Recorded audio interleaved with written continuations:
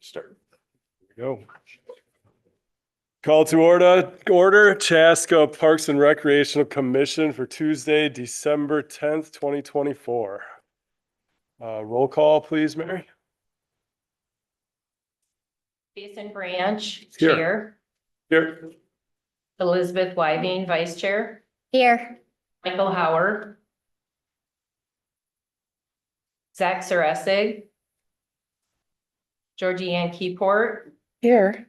Danielle Haie. Here. Carly Sitch. Here. Terrence Swarm. Here. Kevin Hill. Here. Thank you, Mary.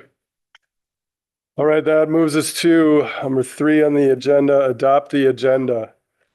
Does anybody have issue or any change necessary to the agenda as written?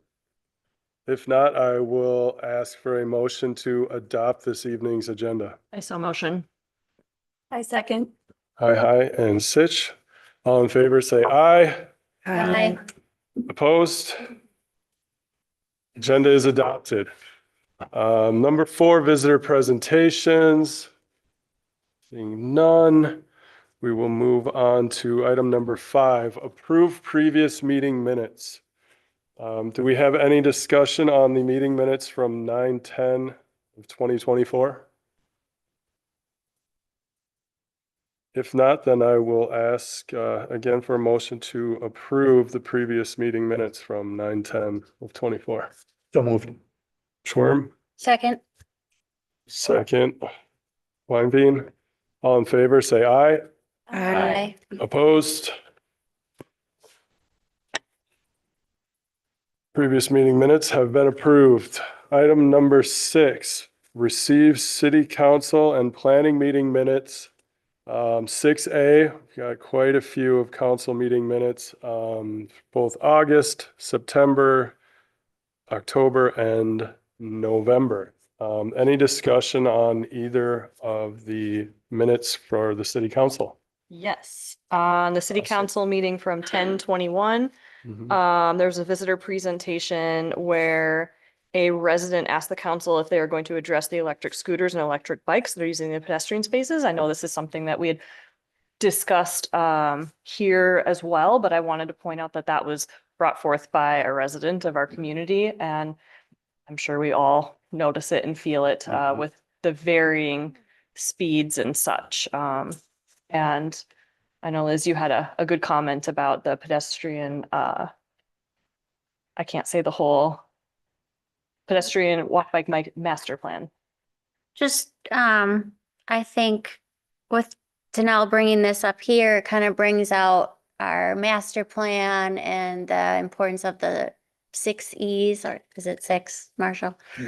Education being one of them. And, you know, as we educate people on how fast maybe they should be going on trails versus, you know, maybe when you should move to a road. I think some kids today don't even know what side of the street to walk on. And I think this kind of highlights just that education and being cognizant of when maybe you should remove yourself from a path and get on a road and just what the rules are. Yep. I think it just highlights that.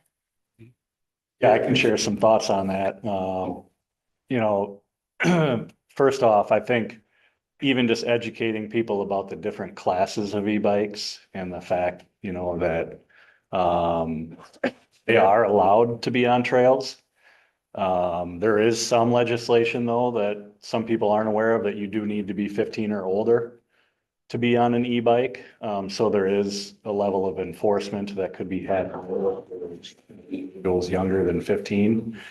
But I think you're hitting it spot on. It's us continuing to educate the community how we can coexist on the trail system. And in fact, we did a little bit of a video shoot that's going to be coming out eventually. But we enacted some scenes where I was the e-bike rider, and Ashley and another member on our staff were walking on the trail. And there was one scene where I go zipping by them very fast and sort of shock them. And they're very surprised, and it shows them kind of upset at me.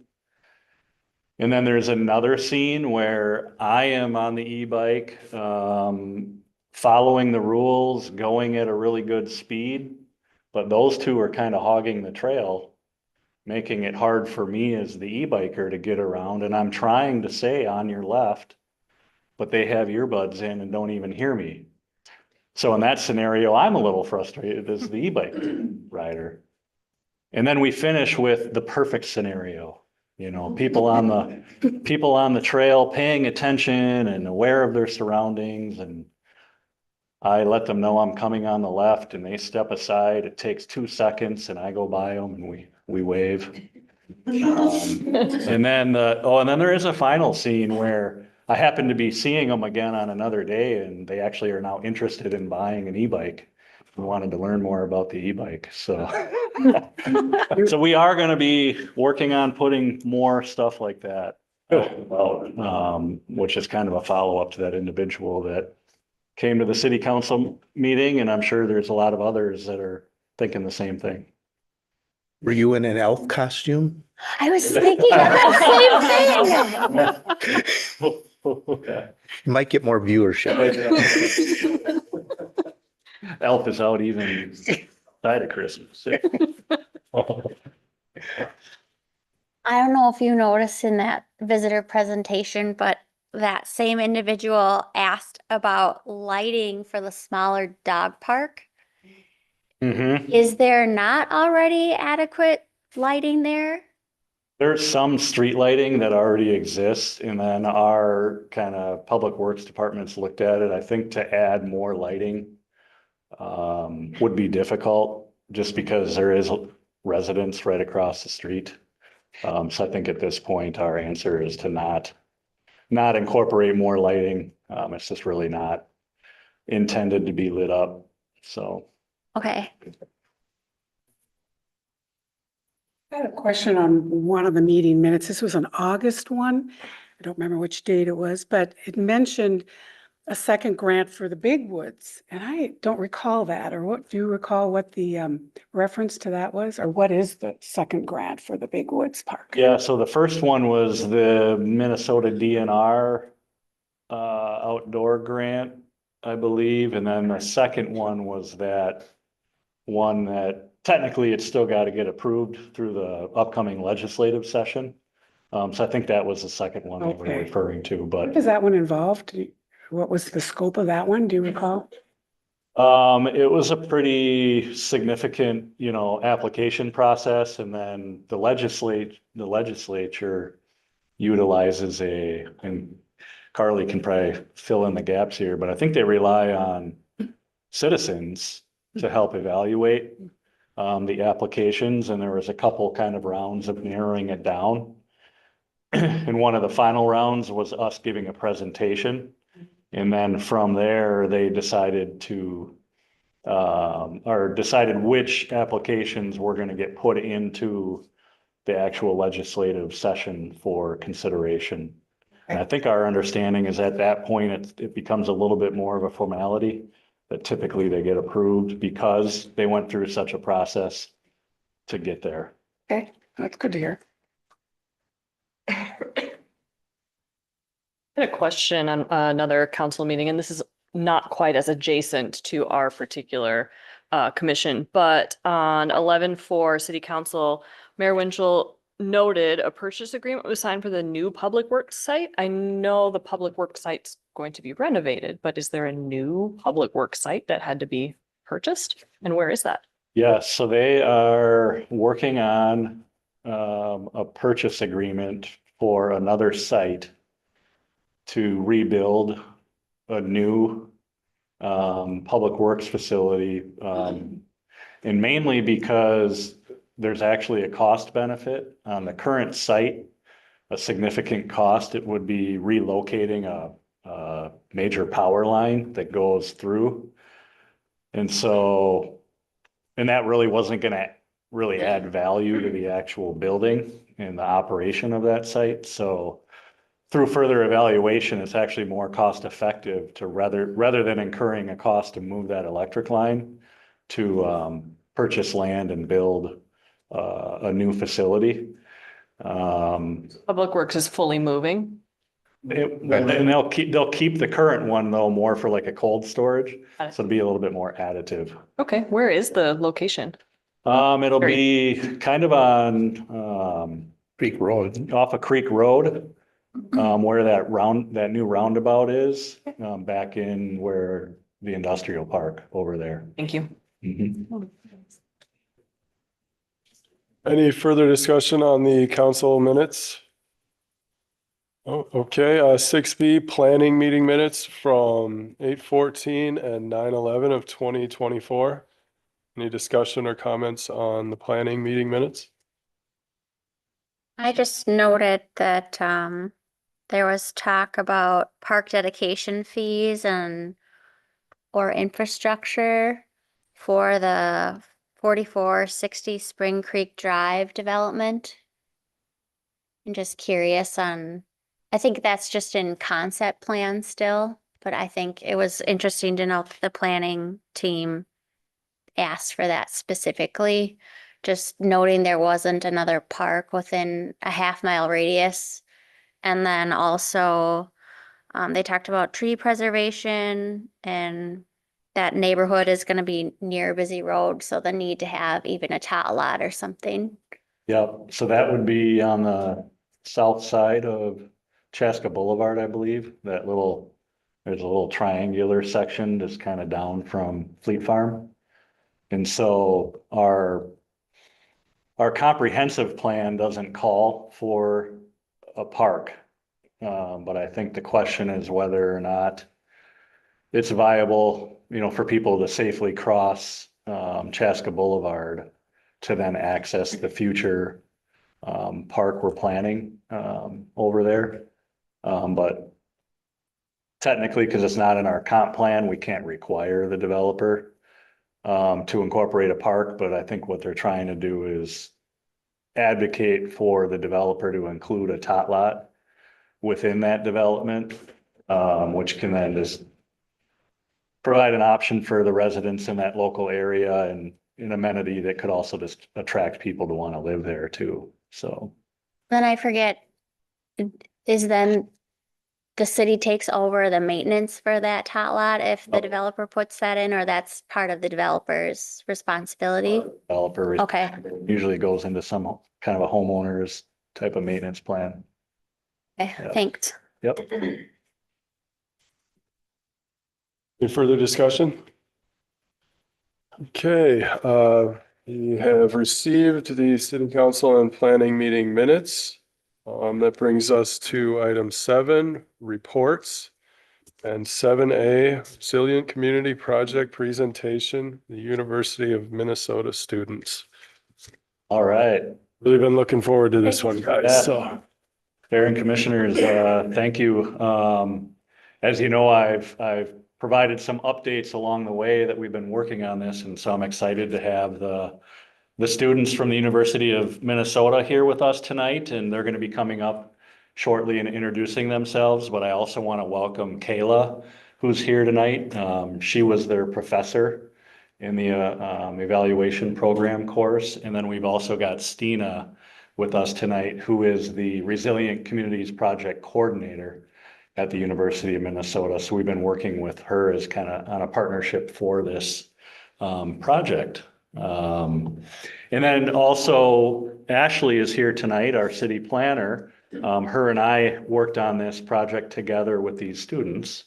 And so with that, I'm going to work on sharing my screen and getting their presentation going, and then I'm going to turn it over to Ashley to sort of tee it up a little bit more and provide some background. That was a fancy way of saying I'm gonna filibuster while he's getting that. Yeah. So the Resilient Communities Project, RCP, as we've been calling it, really works to establish partnerships between local governmental agencies and students and faculty at the University of Minnesota.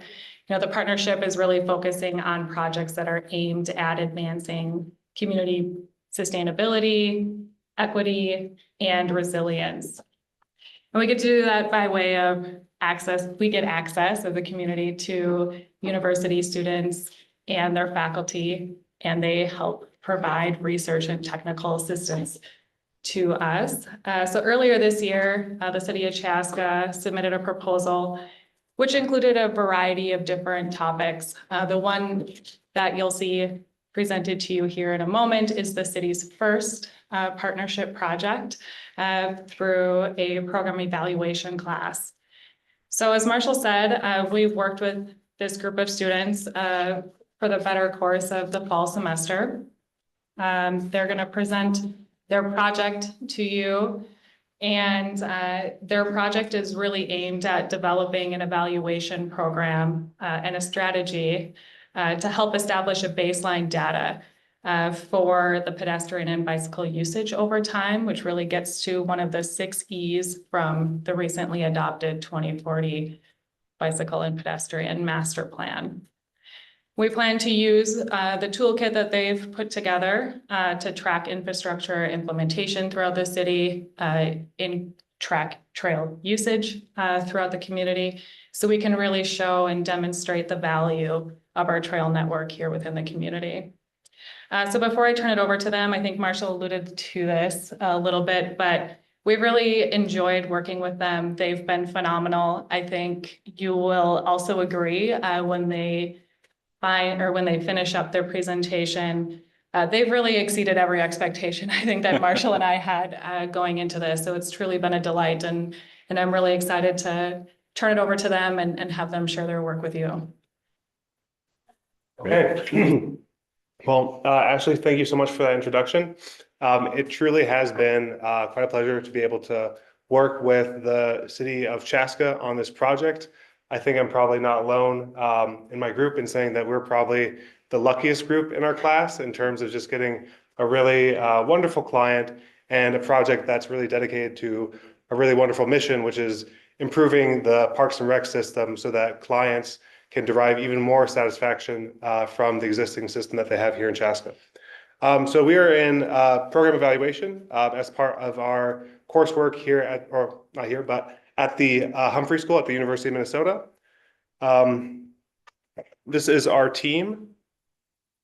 I am Alicia Wright. I am a Master of Public Policy student with dual concentration in Advanced Policy Analysis and Racial and Gender Equity in Policy. Hi, my name is Ian Klein. I am a second-year Master of Public Policy student, and I'm specializing in advanced policy methods. Hi, my name is Hajar Shakouri. I am not from the US, I am from Morocco. I am with the Humphrey program, which is a program where the Department of State brings individuals from different countries to the US to have a professional exchange experience. In my country, I work at the Ministry of Tourism on monitoring and evaluation. Hi, my name is Leo Njai. I am a Master's of Science, Technology, and Environmental Policy at the Humphrey School. And so throughout the presentation, we're going to go over a variety of elements that were part of the program evaluation plan. So we're going to start with a brief introduction of just how we approach this project, and then we'll dive into some of the more specific tools, such as the logic model, the design matrix, and the other data collection tools that we had prepared. This stuff might not really make any sense right now, but once we show everything, it'll become clear how this set of tools will be really effective in helping a program evaluation process in the long run. And so, as I'm sure you're all aware, in March of 2024, the city of Chaska adopted its master plan with respect to its bike and pedestrian system. And so what we really sort of, where we came in for this project is providing research support. So we've been drawing from what we've been learning in our class about program evaluation and using that knowledge to try and deliver on some of the objectives that are part of the evaluation component of that master plan. So really in the master plan, it was communicated that the city was trying to understand user perspectives, so really connect with city residents and understand what they are trying to get out of the park or the pedestrian and bike trail system. And so we could deliver, really what their needs are.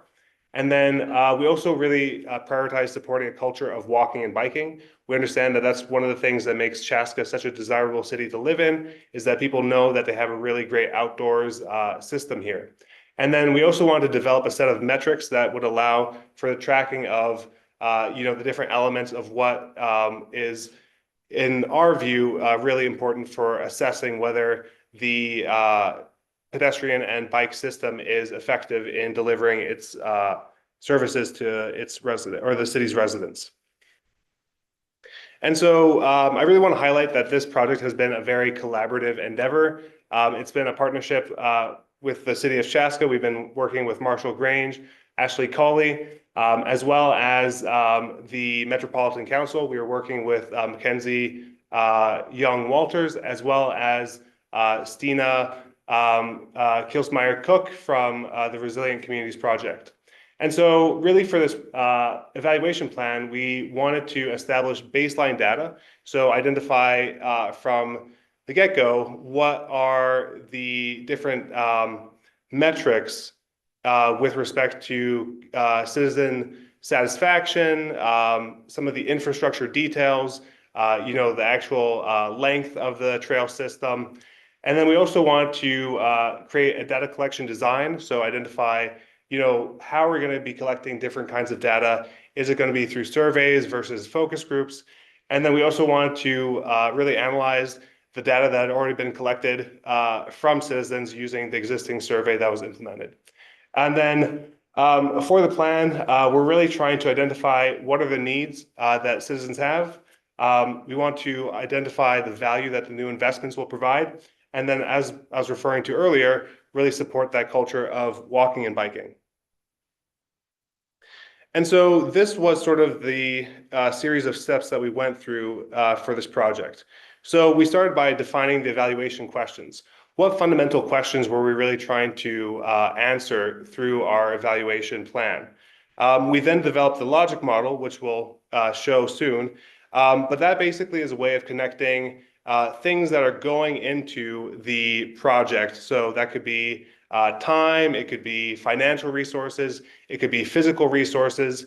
And then what are we trying to get out of it? What are the outputs, and what do the outputs actually contribute to in terms of outcomes, especially in the short term and the long term?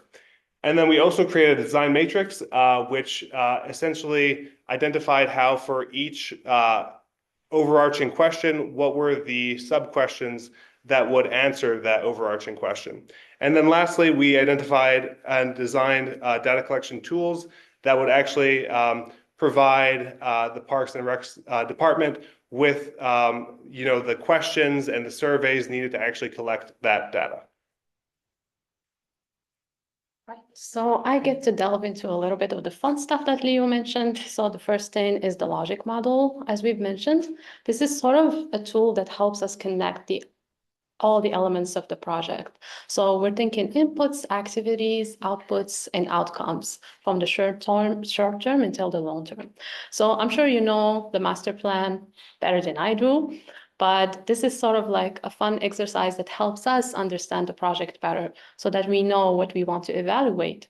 So for the inputs, of course, we look at the resources that are being serviced through the project. So the funding, the facilities, the equipment, and also the partners.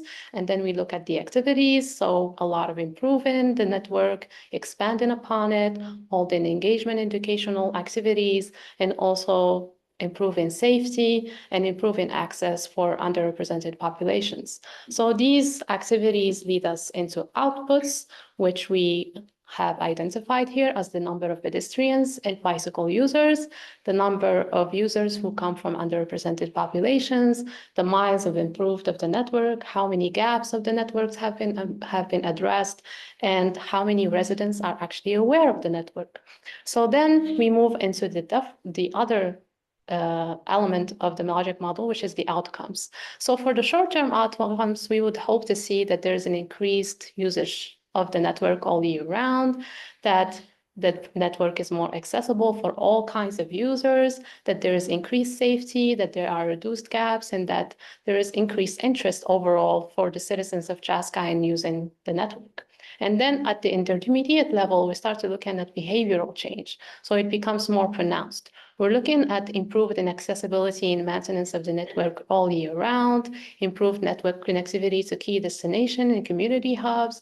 We're seeing increased variety of usage of the network, and that we're seeing that a lot more underrepresented communities are using it as well, and maybe less reliance on cars. Maybe people will be able to access job opportunities that they couldn't before. And so for the long-term outcomes, we're looking at more of an impact assessment. So as you can see, we're sort of like thinking that the network will be very convenient, that it will be very easy to use, that there will be less congestions on roads, maybe even less carbon emissions, and that we're going to see an overall improved quality of life for the city of Chaska. So the first three elements have some assumptions built into them.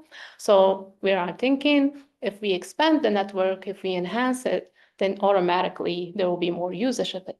We're also thinking that the people who would work in Chaska also live in Chaska, which is why they will be able to use the network for commuting to work.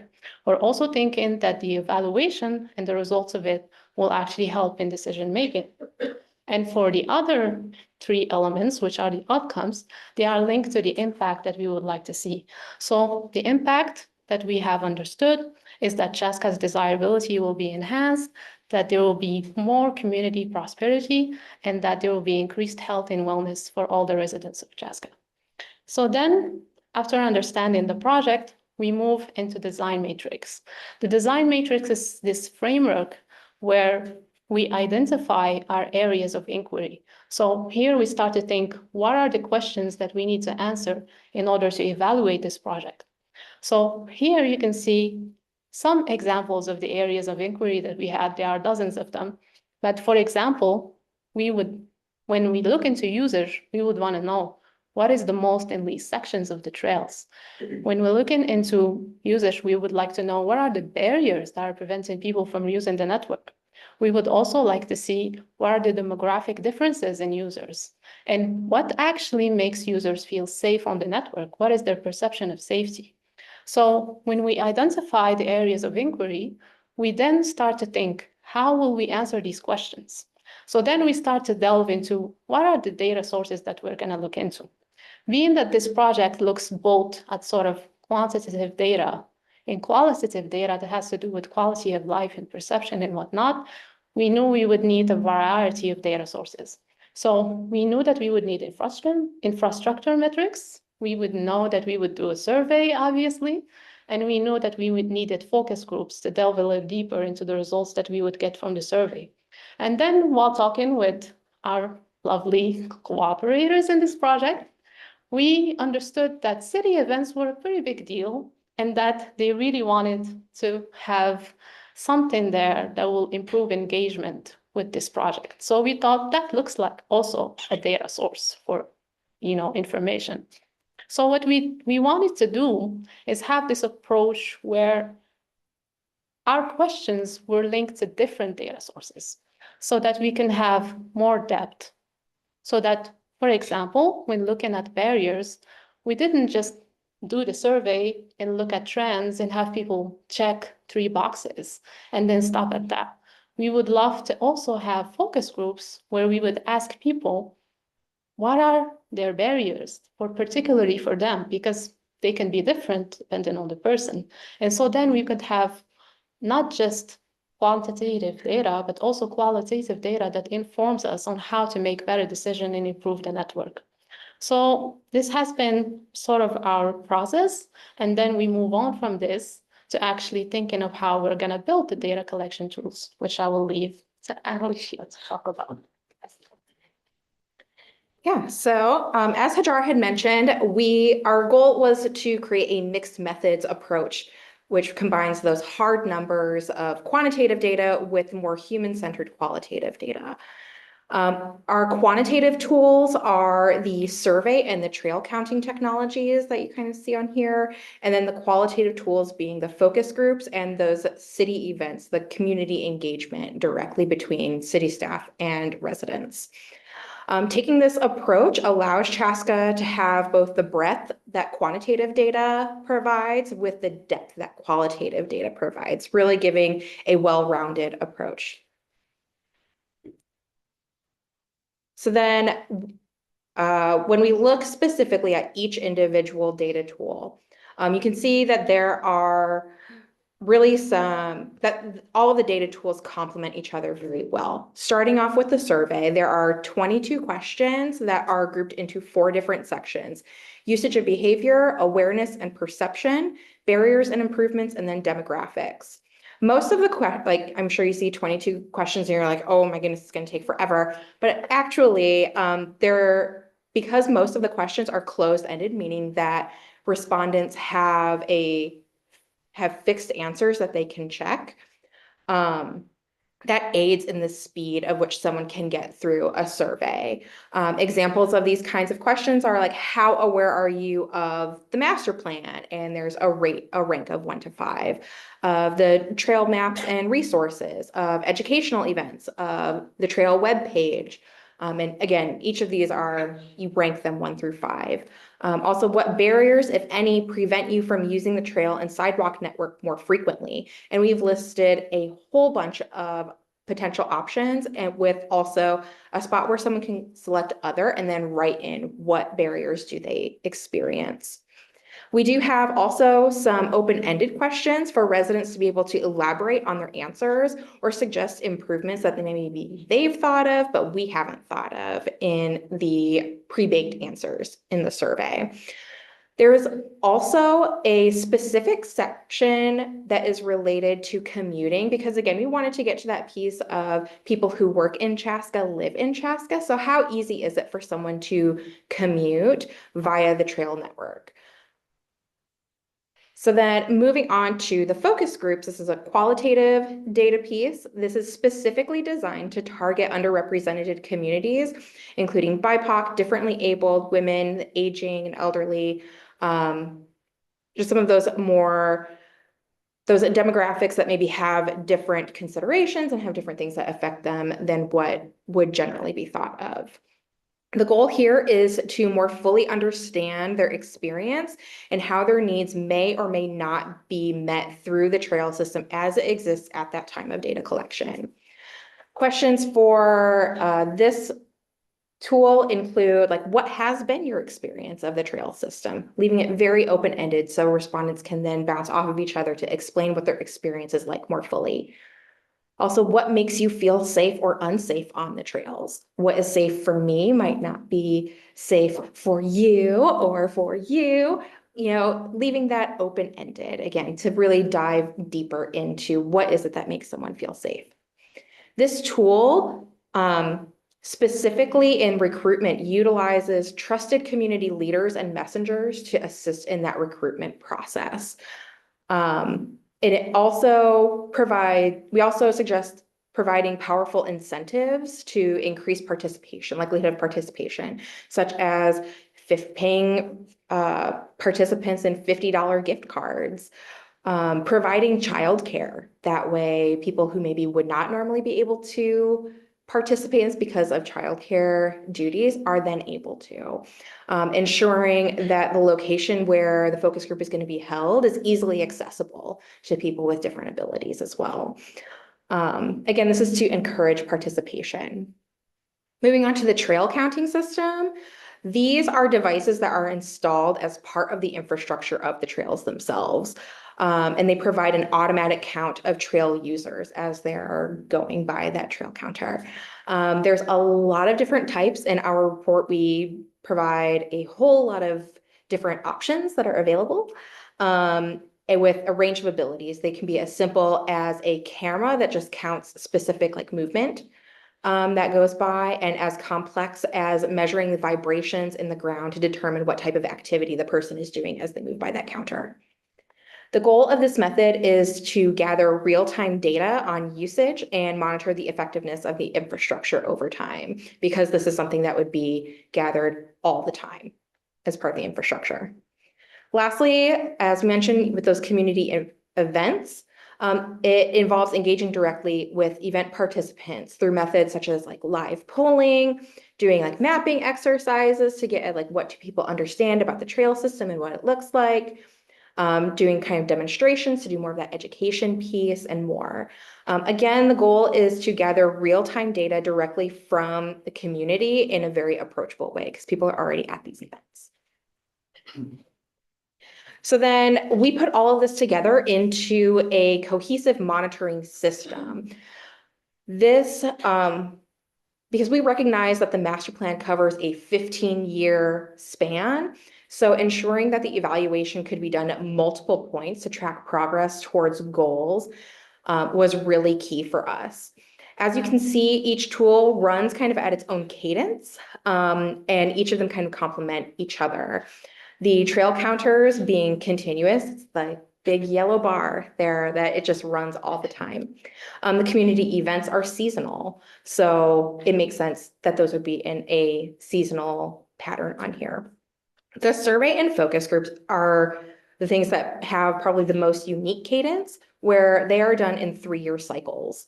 So the surveys would happen at years 0, 2, 5, 8, 11, 14, and 17, going past when the master plan ends to be able to measure that effectiveness of what had just happened over the last 15 years.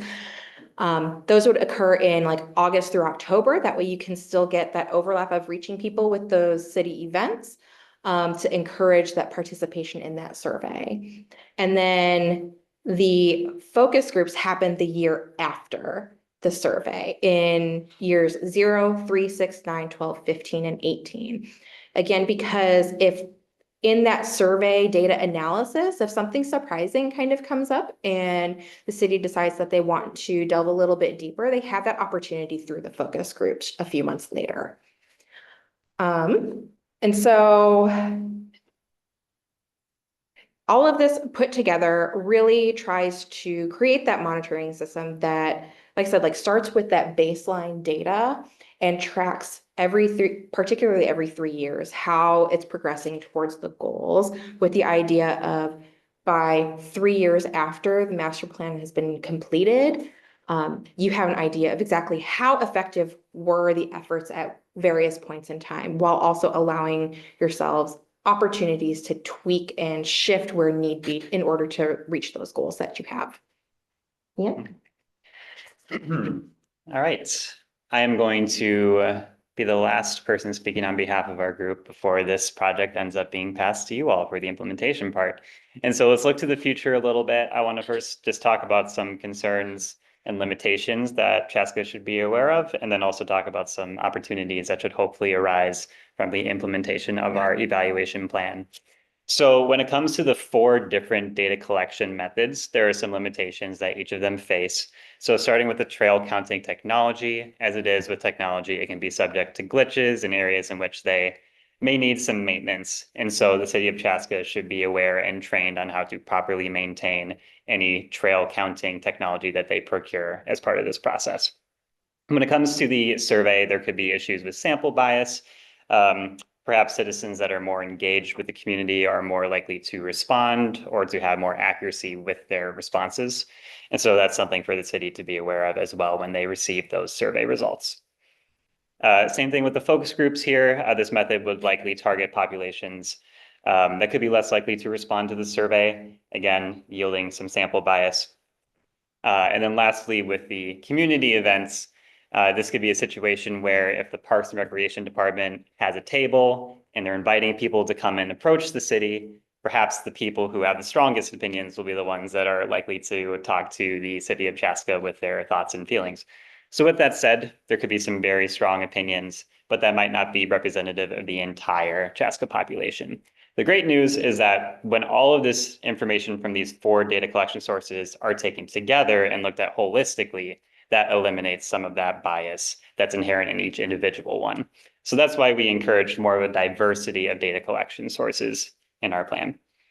So some possible results, talking with trail counting. If the trail counting technology is working accurately, then the city of Chaska could be able to understand who uses what trails at what time of day, seasonal patterns, the types of travel by bike, walking, running, etc. So all of that could be helpful down the road. When it comes to the survey, assuming that results are not weighted for sample bias, it could skew more positive in terms of the types of responses that would be garnered from the survey data. We would also expect that the focus groups, which gets more time for residents to really divulge their thoughts, that could yield some more critical responses to the system. But it would also help the city of Chaska understand more fully what barriers are facing Chaska residents in using the bike and trail network. And then lastly, again, as noted, when it comes to those community events, some strong opinions may be held. But that could yield to some really helpful information if those are not found in the survey or the focus groups. So turning this data into action, let's start with enhancing the network. The work that has been done to this point by the community of Chaska has certainly held a long vision and a lot of implementation goals. And it is our hope that being able to get that baseline evaluation data will allow the city of Chaska to see over time just how many more people are using the trails, how more comfortable they are using the trails, and to also identify specific junctures in the city where there are issues that can be remedied. So that's where, when it comes to the example listed on this slide, perhaps low usage sections could be highlighted through the feedback from residents in the survey, the focus group, at community events, and then those areas can be enhanced. It could also be a tool for strengthening funding. If the data that comes back shows that baseline data has then yielded more and more users over time, or perhaps inversely less users in certain areas, it can help the city identify which parts of the trail network need funding, and then they can levy that data when talking to potential funding sources and help them hopefully receive funding to then address those concerns. And then lastly, fostering community engagement. One thing that I think we're all very proud of with our plan is that there are multiple points through our data collection sources where Chaska residents are being engaged, whether they're filling out a survey or attending a focus group or seeing community staff at a community event, or just going about their business on the bike trail. All of those different methods will allow the community to become more engaged in understanding that there is a bigger project going on in Chaska with this bike and pedestrian master plan. So with that, I think just the final note is a big thank you. We understand that having read the master plan at the very start of our semester, we know we are just a small facet of the larger project going on in Chaska. So thank you to all of the citizens that have come before us and for allowing us to be here and add a little bit to your story. Should we take some time for questions? Yeah, let's take some questions. With that, let's just see if there's any questions or comments from the commission. I love the 4 avenues for data collection. I'm a data nerd. I love it. And so you're going to get a lot of anecdotal answers and such. But I have a question. As you turn it over to Marshall and city staff, this is a limitations question. Is there a smallest sample size where you would say, look, in this 3-year cycle, don't compare this 3-year cycle to the original data set. It's too small. It's going to skew the data. It doesn't mean anything. Do you have a recommendation based on our community size for it to say you only got 50 results or whatever that is? Don't count this year. Sure, I'll take so that is a very, very good question. I would say that best practice, I believe, and Caleb, please tell me if I'm getting this wrong, is because our understanding is that, like, particularly with the survey, you're gonna be trying to get as many responses as possible. And so best practice is, like, of your sample size, trying to, like, that 75 to 90% is, like, really good for a response. Given the size of Chaska, 28,000 people, trying to get like 25,000 people to respond is probably a really big ask. So my own personal background is I was in fundraising for 7 years and now I'm a consultant, but in like that world of fundraising and nonprofits and stuff, when you're looking at surveys, if you get like 10 to 20% response from your survey people, you're like having a party. So my own gut says it would probably end up skewing towards that lower end. But I would definitely try to compare how many responses are you getting on this specific survey compared to like those larger surveys that you all do to see like, is your response rate comparable to that response rate that you get for the larger City of Chaska surveys? If there's a big discrepancy, then I would maybe make note of it and then really rely more on those other methods. When it comes to the focus groups themselves, the best practice is 3 to 4 focus groups per population. So the way that we built it, because of, let me go back to this part. The way that we were kind of envisioning it for the focus groups themselves, right, would be a focus group like every other week, starting in February and running through April for a total of 12, right? Because we figured that if depending on the populations that you're targeting, if you're targeting, let's say, women, BIPOC, differently abled, you're running 9 to 12 just with those 3 specific populations, like total combined. So and obviously that can flex. The big thing with like those focus groups is when you start seeing the same responses within a certain community, that's when you know, okay, we've reached data saturation and we know that like all of these responses are probably going to be the same. So we don't need to continue doing these focus groups for right now. So yeah, there's no like hard and fast rule, but that's generally what you're looking for in specifically the focus groups. Thank you. I also wanted to add, from a statistics perspective, having, like 30 makes your results statistically valid. However, it might not be especially weighty in terms of decision making.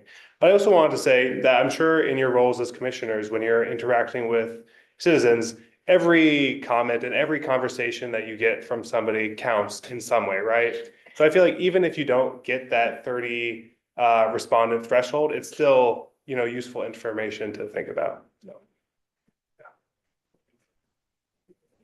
Thank you. Very comprehensive, very thoughtful. Yeah, thank you all very much. Presentation. My question is related to those populations of people that you would be interviewing or the survey. Is there any consideration, good or bad, for including children? So it's funny because we were talking, well, no, it's funny because we were talking a little bit about like practices with kids. And so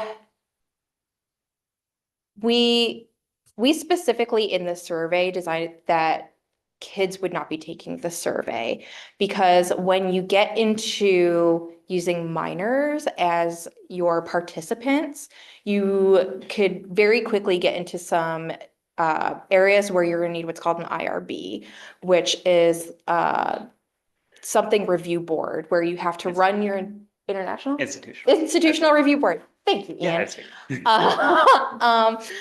And where you have to run your entire study, including like all of the questions that you're going to ask, what your entire protocols are, past this panel of people who will then say, yes, you can continue as it is. You can continue, but you have to make these tweaks because children are considered a sensitive population. And so you have to make adjustments in the data that you're requesting in order to protect like anonymity and to protect any kind of potential like psychological harm or like anything sensitive with kids. Or they'll say, no, you cannot do this. So in the survey, we very much tried to stay away from that. And the same thing with focus groups. We really, like we have a question in the survey that gets to like our kids using it, but kind of in a very roundabout sort of way where we ask, when you're out on the trails, who are you with? And we give a lot of different responses again. And one of them being like, my children. That way we can understand like, are kids using these trails? Are they not? We ask as part of the commuting, like, do you commute for school? So we can like ask them, so we can kind of get around to that without triggering anything that would potentially lead to an IRB. Because then you're looking at a really long, like it's going to take a lot longer to implement any data collection tool then if you have to have IRB involved. Okay, thank you.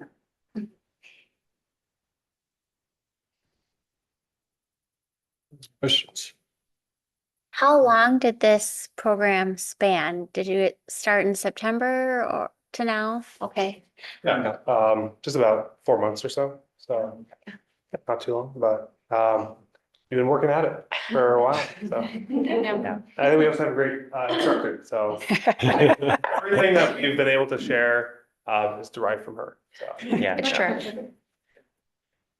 Well, I'll finish just to thank the students and commend you on just an excellent job with this project. It's been pretty, I think, impressive for Ashley and I to see kind of from the start here to the finish line and what you've produced. We talked a lot of philosophy in the beginning, which doesn't quite get to data, but I appreciate how you guys sort of embraced the philosophy of Chaska and sort of the philosophy of what the ped and bike plan is intended to do, and then figured out a way to develop this evaluation method, that kind of gets then to the philosophy, which is quality of life and, enhancing the image of Chaska over time. So we're looking forward to implementing it, and I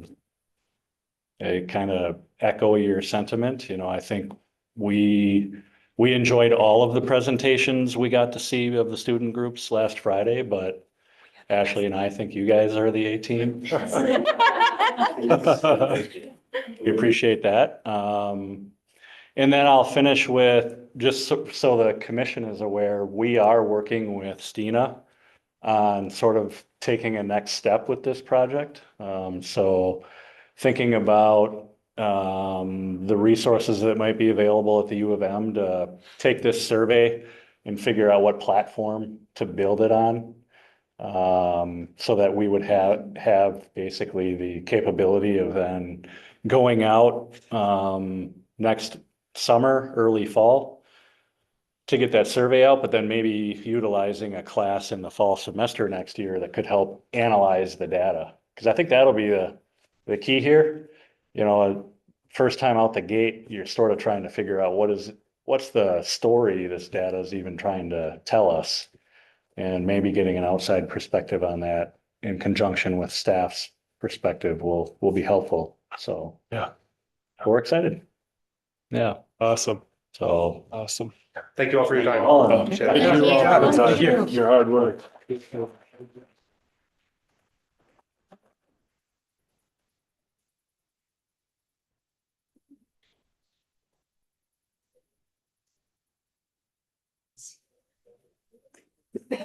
Okay, that brings us to 7B, Recreation Program Staff Presentation. Yes, all right. So I don't know if I can talk and do technology at the same time, but I'll try. Do it. Or I'll just kind of set this up. But so with us tonight, we've got Erin Link, our Recreation Program Manager, and her team of staff, that represents our recreation programs and community event division within our Parks and Recreation Department.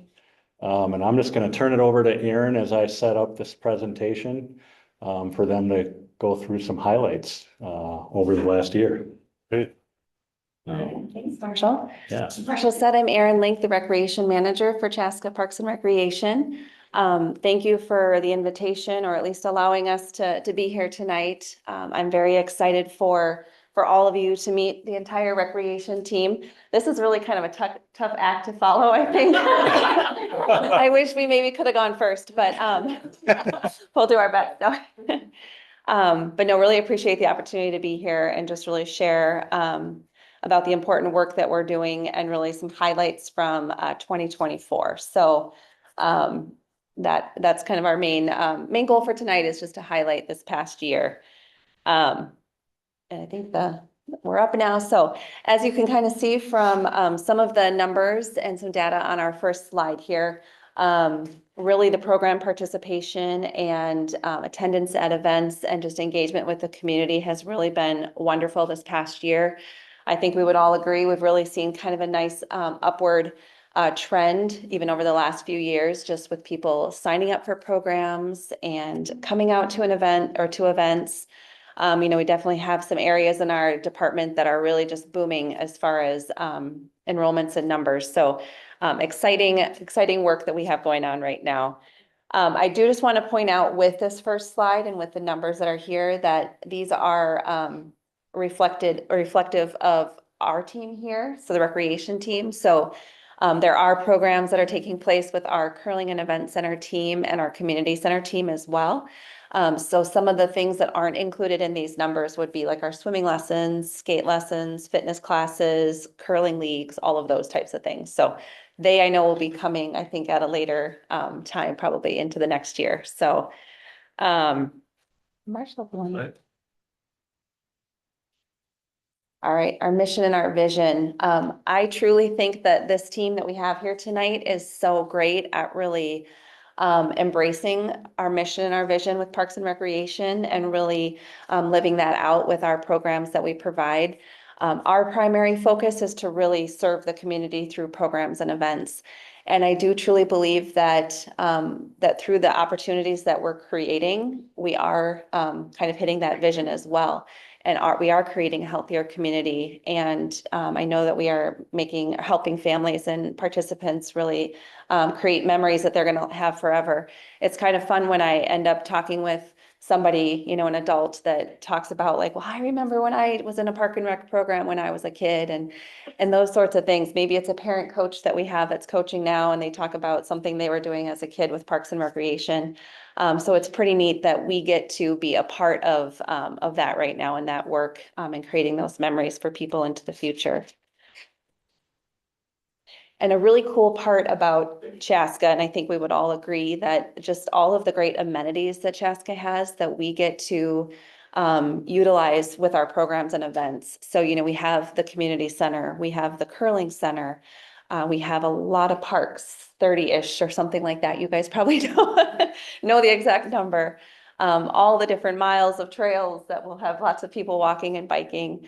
And the 2 golf courses, and the addition of the Loop golf course has just been awesome as really, providing opportunities for people of all ages and abilities. And it's been really fun. We've already partnered with the Loop on a couple different programs for people with disabilities and some of our teenagers. So I think we would all agree that we're just very lucky to be recreation professionals within the city of Chaska.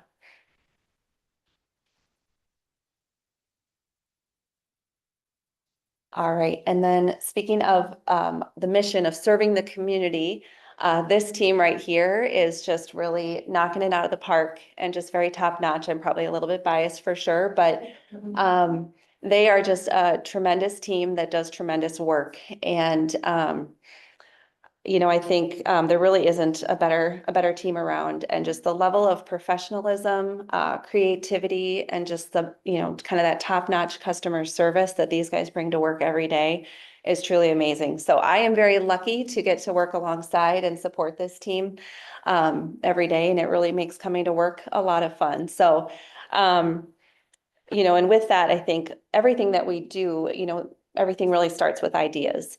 And a lot of the ideas do come from, this creative team, but a lot of ideas come from, community members.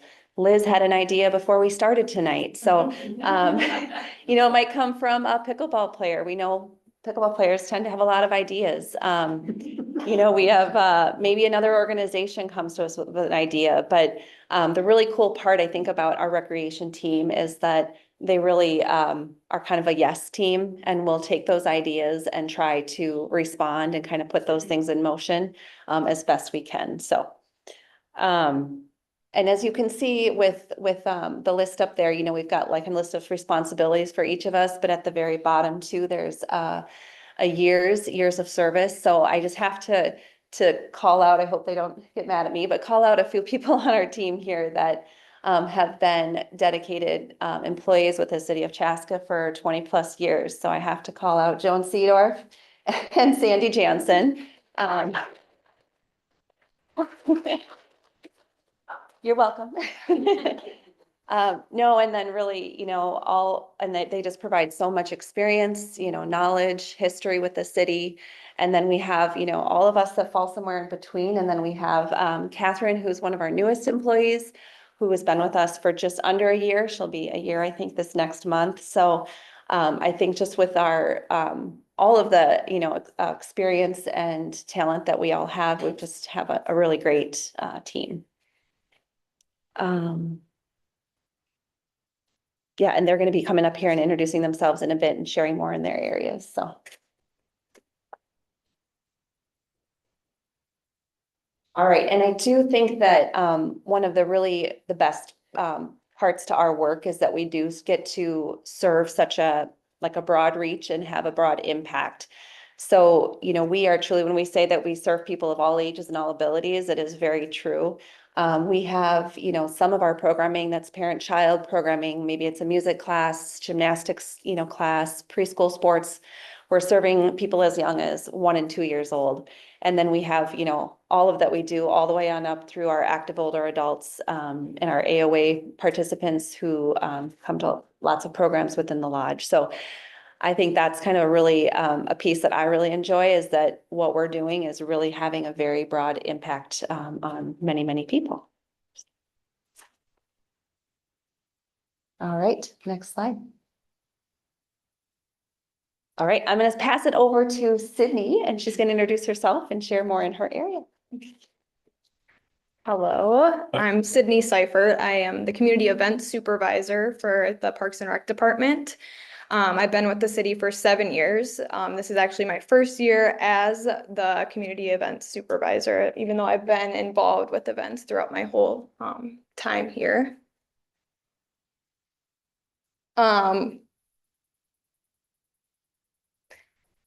We've had a fun year of events. We've had 12 free community events this year and 18 concerts in the park this summer. A couple highlights of this year is that Touch a Truck, one of our bigger events. We had moved to a new location. It's been hosted at the community center for 20-something years, I think. We moved it to the Chaska High School this year, which was a nice change. It gave us more space, more opportunities to invite new people to be involved with that event. And then Fire and Ice, we had, I feel like, our biggest Friday night. I think we had 12,000 people, I think, attend Friday night this year, and then 15,000 people throughout the whole weekend. And then something for next year is that we already have our headliners booked. We're gonna have Viva Knievel for Friday night, and they're a pop rock band. And then Saturday night we're doing Up South, which is a country band. And through all of these community events, we work with a lot of different partners in the community. For example, for our Latin Music and Food Fest, we work with Mi Casa and Latino Voices.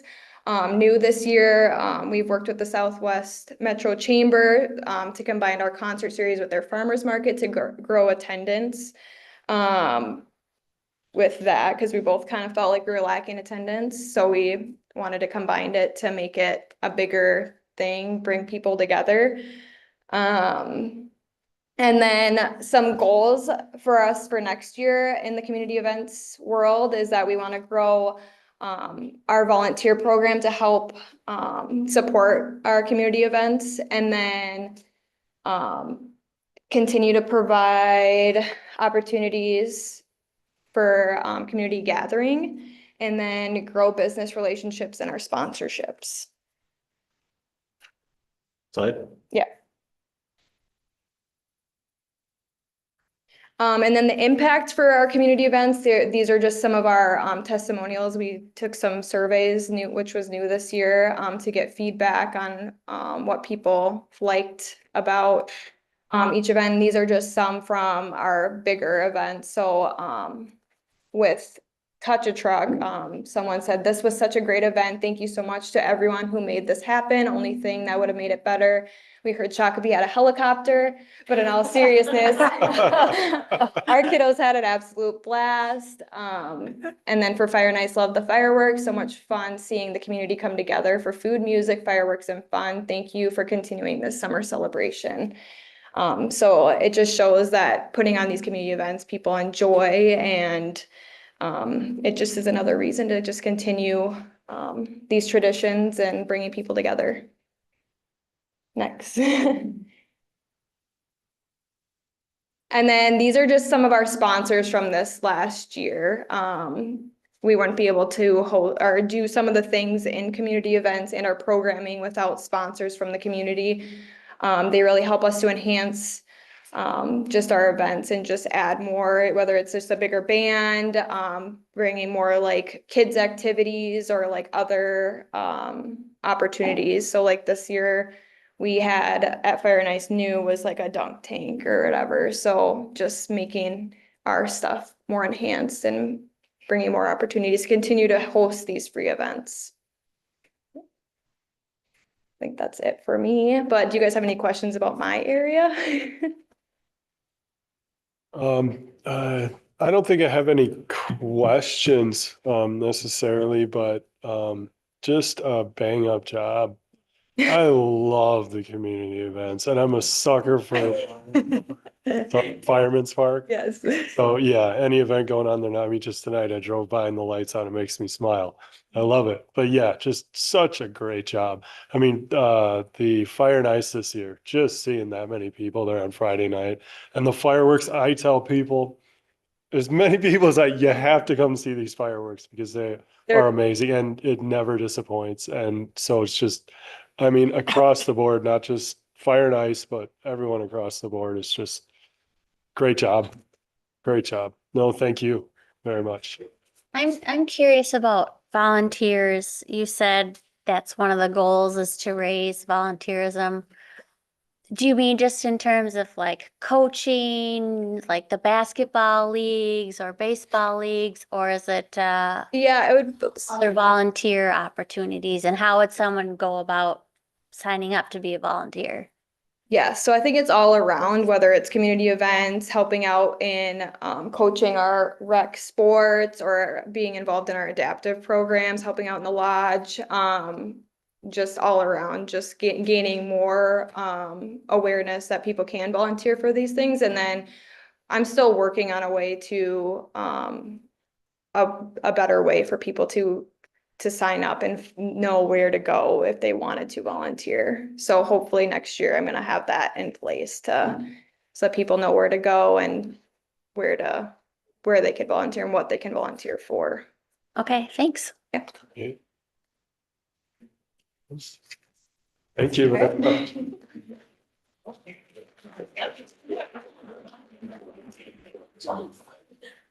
Good evening. I'm Sandy Jansen. I've been with Park and Rec for 22 years now. I'm the youth supervisor for rec, and I primarily am preschool through elementary. But some of my programs are for infants, parent-child. So some of my programs that I am in charge of are, like I said, childcare and enrichment. So one of those is our Extreme Kids Summer Childcare Program. That's a 10-week-long summer program for kids in 1st through 5th grade. I also do Kids Day Out programs, which fall on our non-school days. So it's like a full day childcare for those non-school days. Treks and Trails Preschool is one that I also am involved with. Junior Explorers is a kind of a spinoff of our Treks and Trails Preschool. It's like an after care or after session for our Treks and Trails and then Young Chefs. So for Extreme Kids, it was initially designed for 60 kids per day is what we were going to serve. In 2023, we expanded it to offer it to 90 kids per day. So we were seeing that there was a need for more care. So we are taking up to 60 kids in grades 1st through 3rd a day, and then 30 in grades 4 through 6. So like I said, we can take up to 90 kids per day. This past year, we had 106 kids total in the program. 65 of those chose our 5-day contract, meaning they come 5 days a week for the entire summer. So that's pretty awesome. Our registration fills up within minutes. So When does it open? March 3rd. Okay, thank you. Yeah, so March 3rd, and again, it's like instant. So it is a very popular program, which makes me proud. This past summer, I had 31 staff. So it takes a village to run this program, and they are amazing, and the kids have a blast. So it's field trip, swimming, ice skating, crafts, team building. Like it's a fun, full day. And then, like I said, our Treks and Trails preschool, I've been part of that since 2007 when we opened that program. I've been teaching ever since. Right now, I'm more overseeing the program. I've got two wonderful teachers, Miss Heather and Miss Sungin, who are the teachers. I fill in and sub, and then I'm part of the administrative part of it. This year, we have 25 kids total enrolled for this school year, which is pretty good. I mean, it's ever since COVID, our numbers have definitely declined, trying to get it built back up. Something we knew we started was a young chef's cooking class, and that's for elementary age kiddos. We use the lodge. I don't know if you're familiar with the lodge. It's a beautiful setting. Thank you, Joan. With a kitchen and a bar and all the things the kids need. This year, I take 8 because it's an hour-long class, and it's a lot of cooking, right? So we took 8. We were full with 8. We just opened up registration for the winter session, which is in March, and we already have 4 kids registered, 3 of which are repeats. So I think that's pretty amazing. Cooking provides children with the opportunity to develop a wide range of skills.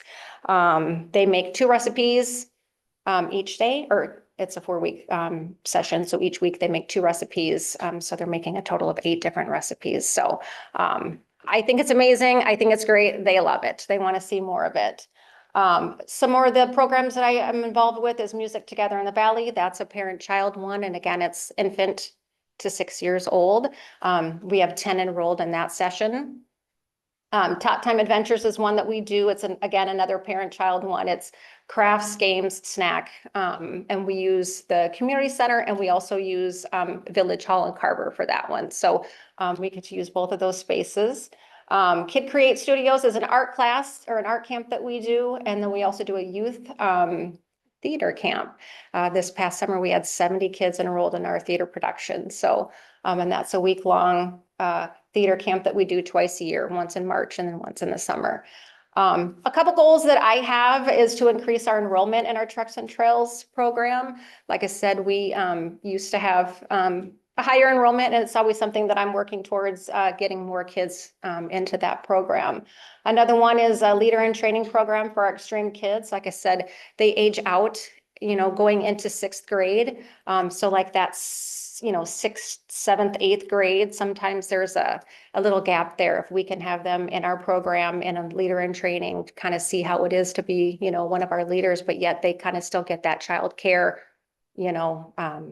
part of their day too, because they're maybe not old enough to stay home alone. So that's something that I'd like to work towards. And then just to continue to offer more programs that, help kids with lifelong skills and meaningful experiences. So, yeah. And then I think I have one more, a few testimonials. The first one is from a family that was in our Treks and Trails preschool program for 10 years. All 4 of their kids came through our program. So I think that, says a lot about our program when you have, a family of 4 that come through.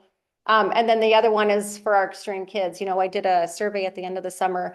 One of the questions, what did your child like most about extreme kids? And it was the variety from swimming, ice skating, field trips, fishing, is what makes our program stand out. So, and I would agree. So this summer, unfortunately, our fishing, we only do it once a month, and it got rained out every single day. So, but one of them, I was able to take them down to Fireman's Park, and they could fish from the pier there. So, yeah, that's me in a nutshell. Any questions?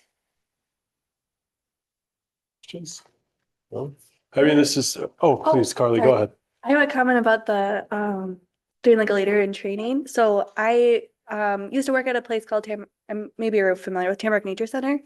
And they did a similar where like they wanted to capture when their day campers, reach that 6th grade level, and then before they could become staff. And so they did a junior naturalist program. And it was like really successful. And I worked with students in that, and it was a really great learning opportunity. And they ended up getting a lot of staff out of that, because I know seasonal staff can be very difficult to find. Yeah. But it's a really good like work training program that I felt like was really successful. So I think it's well worth the effort to do that. Thank you. It's something I've thought about, just have never really put it into motion. So I think it's something that I'm definitely gonna look into. So thank you. Absolutely. Okay, just thank you very much for, I mean, this is just dealing with our young ones and our youth is just, it's so important for the entire community and for the growth of our community. Hopefully keeping people at home in Chaska. And so thank you very much. Thank you. Thanks for your service too.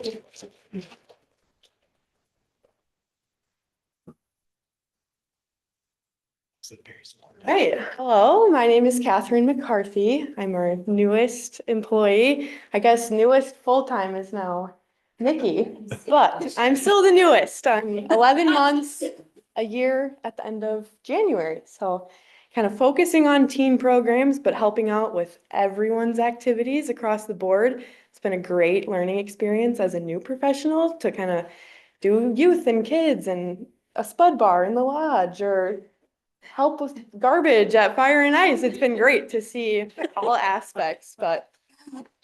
Can I go to the next one? Yes, please. All right, so just focusing on some of our teen programs, partnering with Sandy and Extreme Kids, adding like a teen trip to the water park. So going on the same bus, filling the bus with teens. So having some help there from Sydney as well. So good collaboration across all of us and different age groups. Vertical Endeavors in Bloomington, it's a big hit for rock climbing for this age group as well. And then Action Packed Paintball, another popular one. I know Joan in her teen years did a couple trips there and brought that back this spring, and it had almost 20 kids in it, and worked with Southwest Transit to get some transportation last minute with Aaron's help, and they brought the trolley. So that was super fun for the kids to be able to go paintballing on the trolley. Partnerships like Aaron mentioned earlier, the Loop, that's been great. A lot of kids that age are interested in golf, but not comfortable enough to go out on a big golf course, or I don't know how to golf, or I don't have golf clubs. So that was a really great program with John Young. Hopefully doing something more consistent with that this spring, summer, fall. Great weather. We were able to do that like end of September. So it was super nice to be out there. And then Carver County Parks, especially with Adventure Camp, which is kind of that week-long outdoor camp following Extreme Kids for ages 8 to 12. So a little bit wider age range there. Mercury Adventure Club is a new one. That's Dungeons and Dragons, which has been a big hit. Ran 2 of those, which were super successful this fall, and looking at some sort of summer day-long camp with them. And then Carver County Library is another big one, a free book club. We did 2 this summer for teens and tweens that we offered, one in June and then in August, and then we're going to do one in January as well. So hopefully a winter book club for this age group is a hit too, but that's completely free from the Friends of the Library. So that one's super fun collaboration with them. And then just some goals is continue to offer a wide range of programs from art and book clubs to paintball and kayaking, and just trying to figure out what those teenagers like, which leads me into the middle school advisory group. So hopefully getting a couple of those trusted middle schoolers to tell us what they want to do and what they don't want to do. Like, what do you want to do after school? What do you not want to do?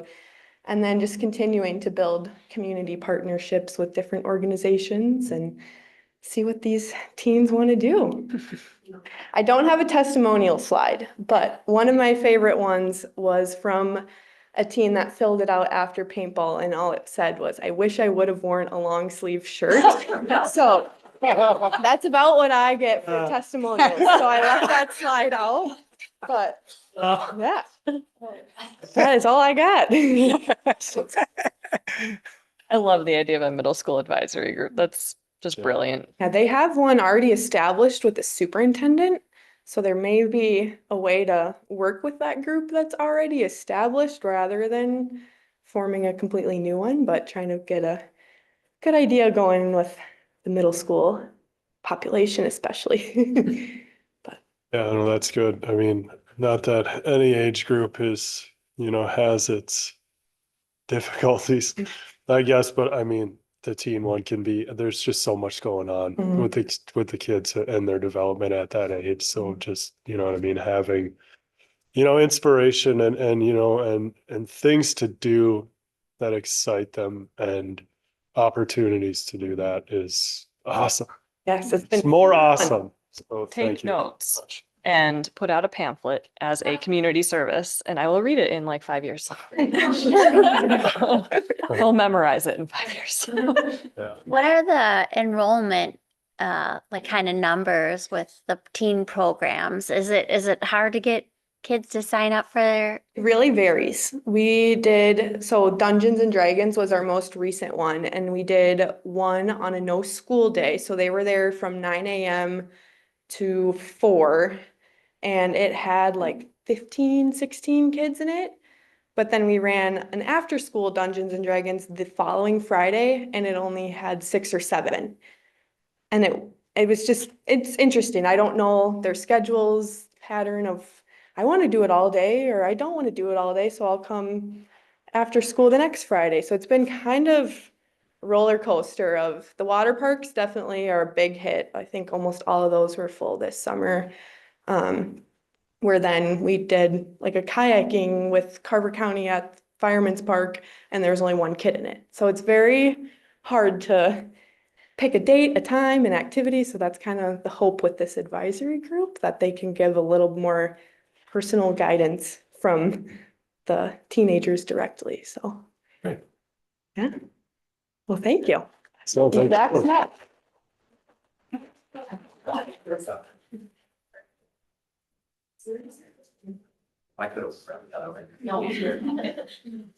Zach Johnson, I'm the recreation supervisor for athletics. So some of you probably recognize some people on this picture. So we have great pictures.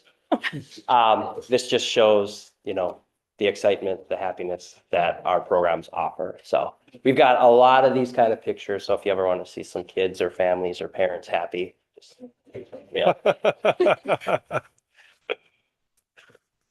So I'm in charge of anything athletic. So youth sports, adult sports. I also partner with Carver County Parks to do some outdoor recreation, field reservations. So I work with a lot of the associations to get them time on the fields. Not sure if you know, but Athletic Park hosts the 3A state baseball tournament, also some all-star weekends for high school players. So if you're ever around in June on some weekends, some great baseball is being played down there. We work with the Twins to offer a camp out at Community Park in August. So we do a lot of partnerships through that as well. And I recently took over park shelters as of this summer. So I am still learning how to do all that, but those are always filled every weekend between weddings, graduation parties, birthday parties, you name it. So those open up relatively soon. So if you're looking at doing something like that, make sure you get your reservations in early. So some of the things that I do athletics wise are rookie sports, which are actually transitioning over to Catherine. So one of the interesting things that we saw this year going, even just from the spring, we served almost 90 kids, which is great. But this fall we served over 200 kids. And that has to do with, the great staff that is leading it, but also adding a parent-child class, which I got to partake in with my little guy. 2-year-olds don't get to do a lot of things. So getting them to run in parkour, shoot baskets, soccer, they're not going to be superstars by any means. But if they can run around for 10 minutes and hey, if they can kick a goal one time out of those 4 weeks, fantastic. So those numbers keep growing. And so again, that's a tribute to all the great staff that we have.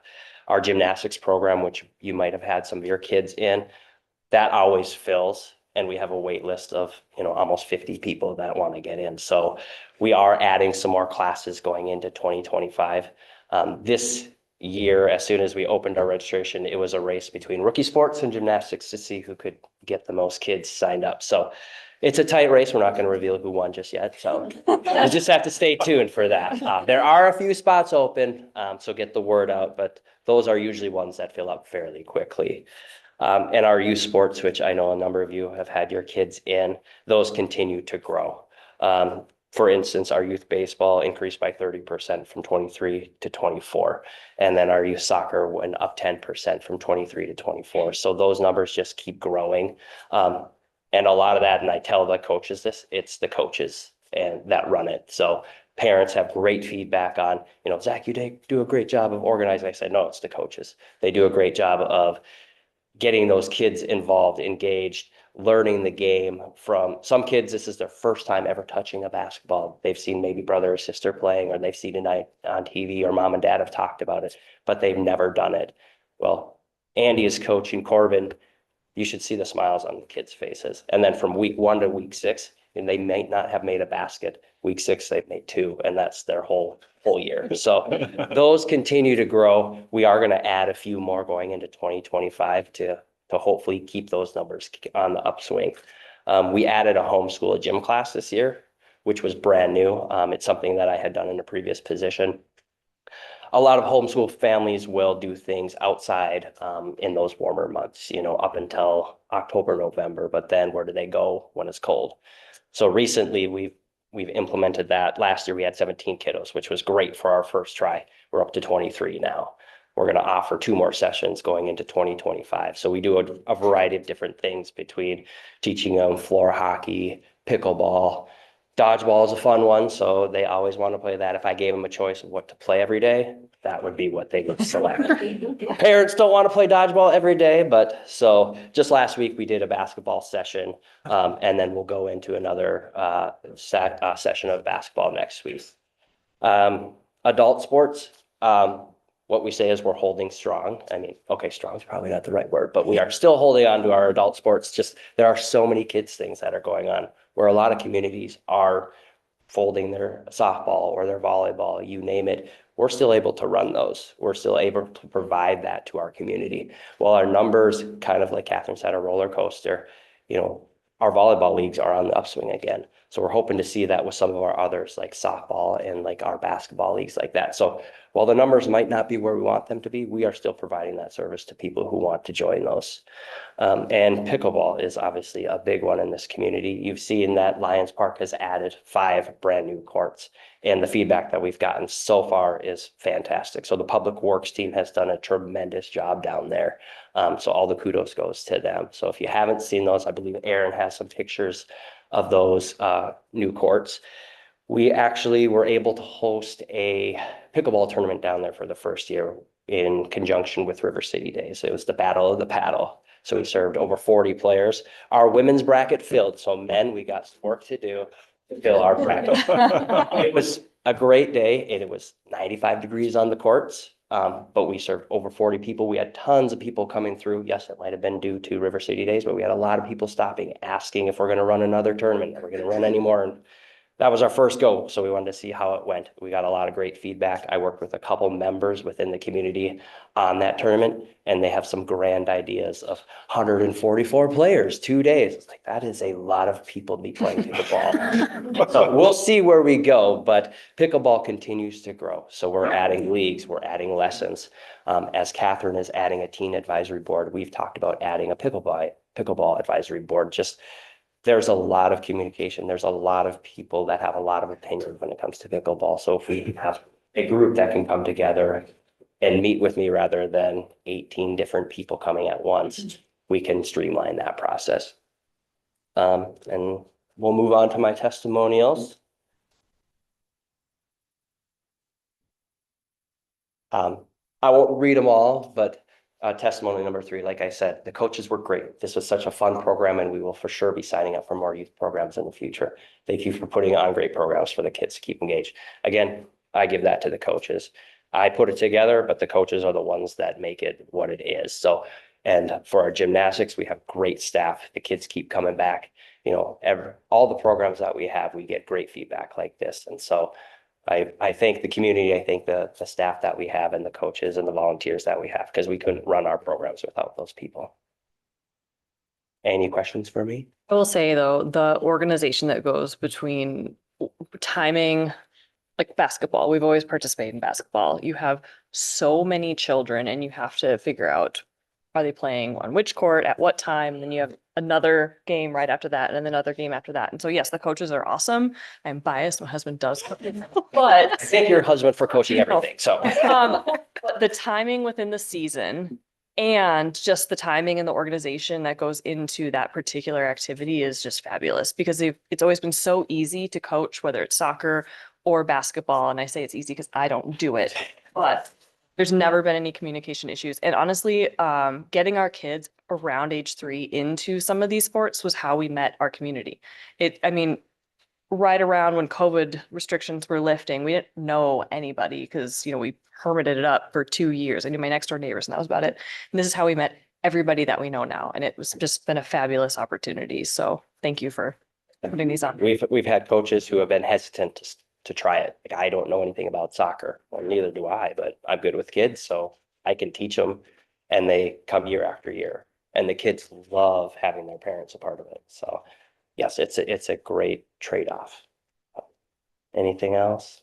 No, just, again, I'm gonna give you kudos. Like you said, I've been through the community center and have, sidelines, senior interactions with some of those kids, and it's like they think you're a superhero, dude. You should have been there for dodgeball tonight. We had kids versus parents. We had like 40 kids, 40 parents in the gym. So just, yeah, I mean, as far as the youth and just the way I see them, look at you and the way you interact with them, it's super special. And we're very fortunate to have you around. So thank you very much. Appreciate it. Thank you. Yeah.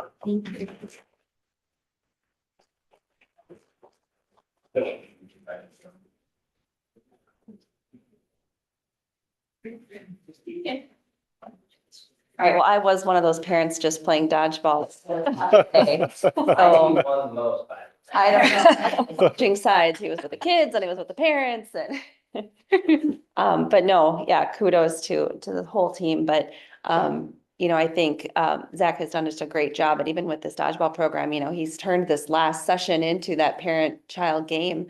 And I mean, it's turned into just this tradition and so much fun. And so we were in our dodgeball clothes a little bit ago, and now we're here at the park board meeting. But well, I'm back up here because I create and oversee our adaptive programs and within the department. I have a background in therapeutic recreation. So super cool part of my job is I get to kind of utilize some of my training and background and work with some very, very cool families and individuals. So before I have Marshall go to the next slide, I was just going to really quickly kind of explain the difference between adaptive programs and inclusion support, if that would be helpful. But adaptive programs are really programs that are designed specifically for people with disabilities. So with a very flexible environment in mind, lots of different modifications available for people to participate in different ways. A lot of times just different equipment items, if it's a floor hockey or if it's basketball or if it's an art program, having some different, different equipment and things available. So everybody is going to be very different with their abilities and their needs. So adaptive programs are really designed specifically for people with disabilities. The other really cool service that our department has is inclusion support. So what that means is that a person with a disability can sign up for any of our programs. It can be going on a kayaking, trip. It could be signing up for a swim lesson, any general program. But if they're needing some support, we have an option for them too. So they would indicate that when they register for the program. And then that would kind of trigger. And actually, Joan is the person on our team right now that kind of really deals with the inclusion support and kind of that process. But it would tell us, all right, we're going to reach out to an organization that we have an agreement with. They're called Reach for Resources. But we would reach out to them and say, okay, we've got, Cooper signed up for a swim lesson. It's these nights, it's these times. The family's indicated that it would be helpful for him to have some support. And then Reach for Resources has a pool of staff that they would work to pair up one of their staff with the program participant, and they would actually come to that program or be at that program with that person. So I love that we have a few different options in ways to serve people with disabilities. It might be the adaptive programs that are really tailored for that group, or it could be any of our programs, but we still provide some support there too. So.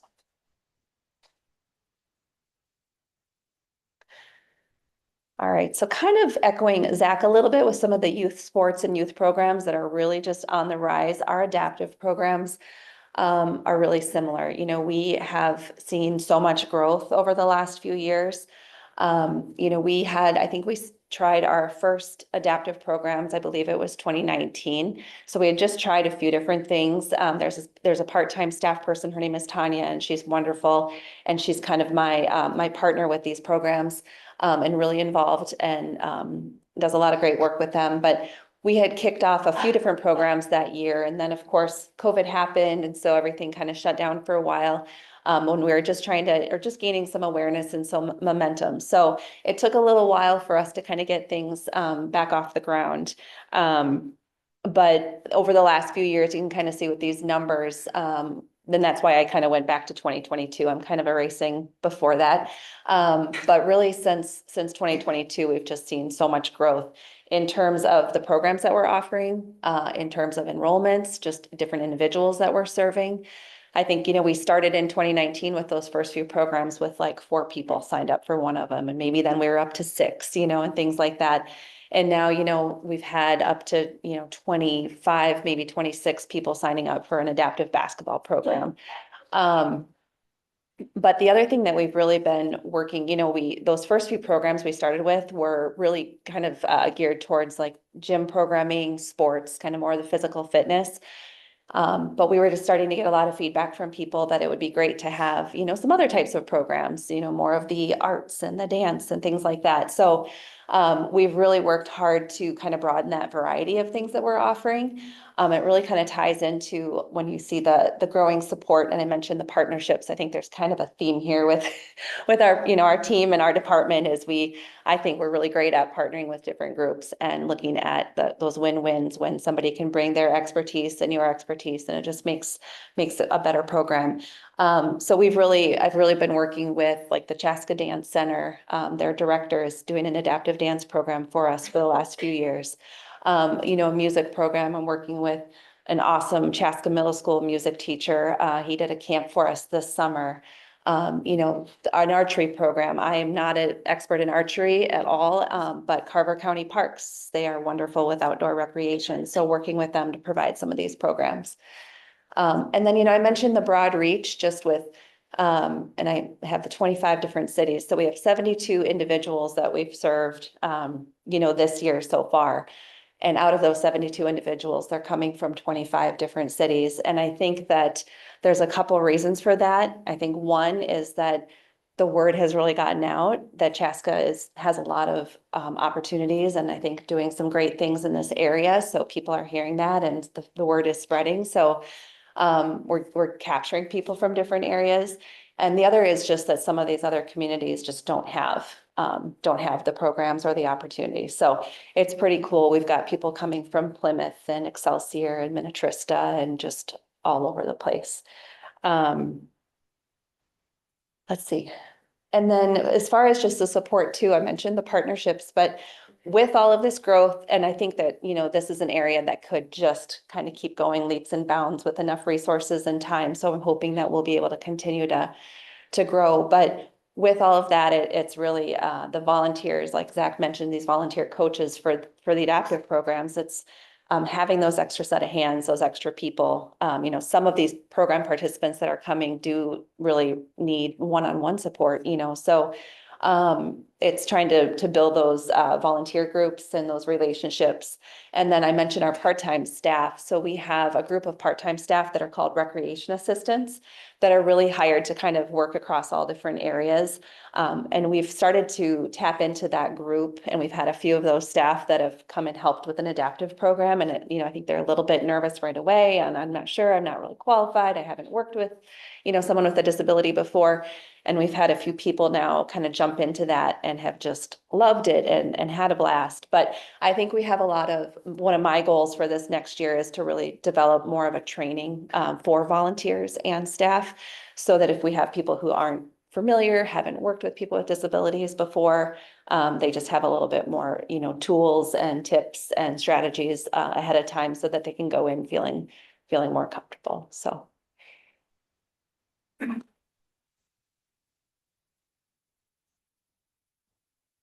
All right, testimonials. I won't read all of these either, but I'm going to read the last sentence of testimonial number 3, which always gets me a little bit, gives me goosebumps. Sometimes I want to cry, but anyways, this is the first time I'd seen my 10-year-old thrive in an extracurricular activity. I think that is just such a very cool statement. I mean, I think about, and I'm a parent, and I feel like I've seen my kids thrive a whole bunch before they were 10 years old. So for this parent to say that this program that we provided, gave them the opportunity to see their 10-year-old thrive is pretty amazing. So some of the pictures there just kind of highlight some of the programs we've done. We have Tanya and Tyler. Tyler's on the stationary bike, but that was a triathlon program. So it was a 3-week, swim, run, bike. Another program, going back to the lodge again, is a group of program participants with parents, grandparents, aunts, neighbors. It was a football watch party, Vikings party. We've had a couple of them. But it's been really cool because you just sign up as a group and it's like bring whoever you want, and we just have food and we have the game on, and it's just a very social, fun opportunity. So, and then we have Aiden and his mom. That was the last day of one of our adaptive dance programs where they finished that last day with a performance in the theater at the community center. So I think that. Questions for Aaron? Oh, any questions? You said that 25 different cities are represented. How is the word getting out? Is it just organic, or are you partnering with other cities with their community centers or programs? It's kind of a mix. So a lot of these families, I mean, that they're close, right? So, and they have maybe kids who are in different programs or different schools. And so then they'll spread the word to another family that their child goes to school with. There's a Facebook group that one of the parents who's got a son with a disability who lives in Chaska, she's the admin for that Facebook group. That's kind of a whole network of families. She'll spread the word on our programs. I have a big email list a contact list of like 140 or so people, and a lot of the people on the list are parents. But I've added, different people who work for other organizations that serve people with disabilities. We've got some of the special ed department or teachers with the schools that are on that list. So they'll share the word out to their families that they know. So it's kind of a mix.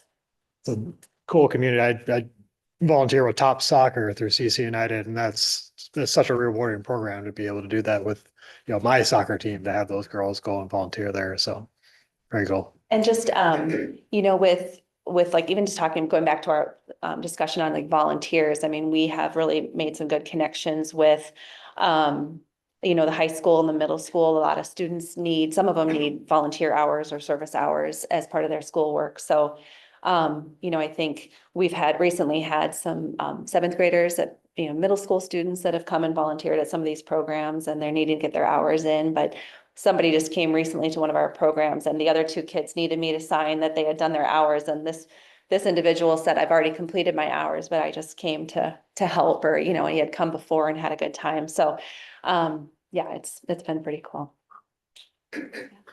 Aaron. Yeah, thank you, Aaron, for everything you do. We need to come here every night.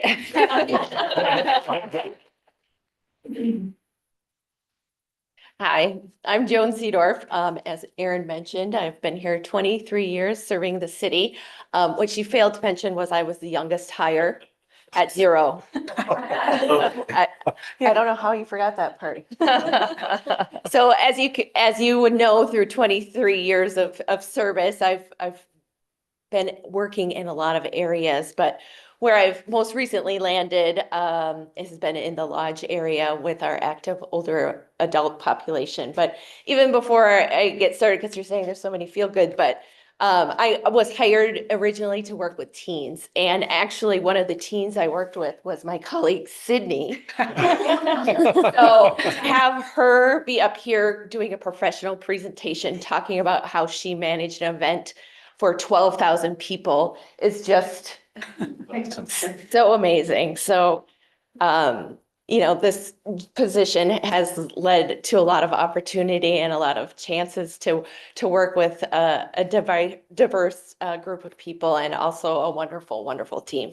So But yes, I've worked for the city of Chaska for 23 years.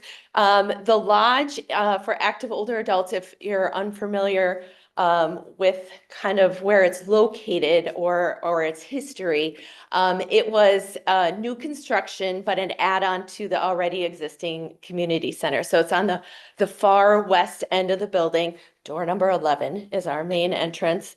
And it opened the summer of 2007. We host primarily daytime hours, but then we have an extended day on Thursdays. So we're open in the evenings till 8. And then we're also open on weekends or other evenings when we have special events or programming. So there's some flexibility. Currently, there is no membership needed to participate or be in the lodge. Some of our programs are obviously fee-based and require registration, but we offer many opportunities that are for free, and they are primarily designed for ages 55 plus. So we are fortunate to work with many sponsors and partners. Sydney showcased a lot of those on her slide, but they are a big reason why we're still able to offer a lot of those programs for free or at a really reasonable price point.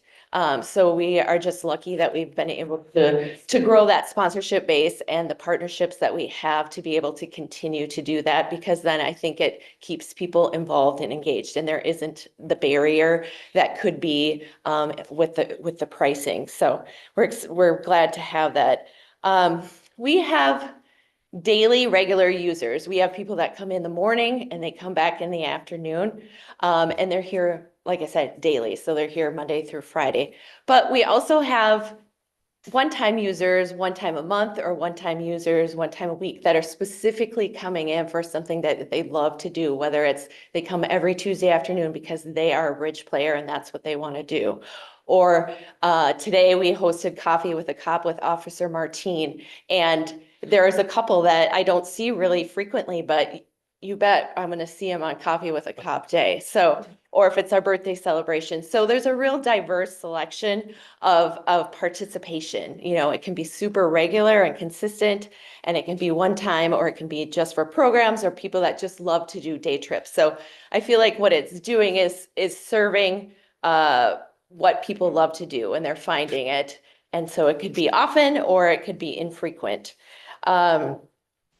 We also are serving patrons, obviously from Chaska and Carver, but we have very consistent people driving from Cologne, Blanco, Shoreview, Excelsior, Shakopee, and many other cities as well. So we're also, we have a reach, so that's also exciting. Throughout the years, there's been growth in our usage and programming. And now post-COVID, we're really seeing participation numbers again growing. So we're excited about that. What we're showcasing here on the AOA programs, this is our famous Lodge Chicken Dinner. And just to kind of give you an idea of the numbers. So in 2022, there were 63 participants. 2023, 105. This year, 2024, 120. So it's just continuing. I'd say if you want something to grow, you put the word famous in front of it. You're good to go. And you have Elvis. And Elvis, yes, Elvis. Is that really Marshall or is it?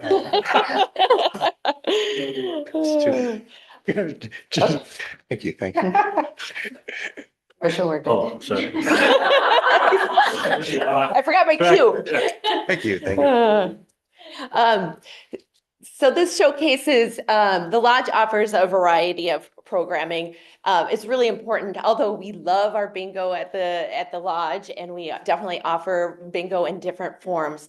We certainly don't want the Lodge to just be known for bingo, because that's kind of like the stereotype for senior centers. But although we love our bingo, we have a diverse range of programming, and we're trying to showcase some of this in the next couple of slides.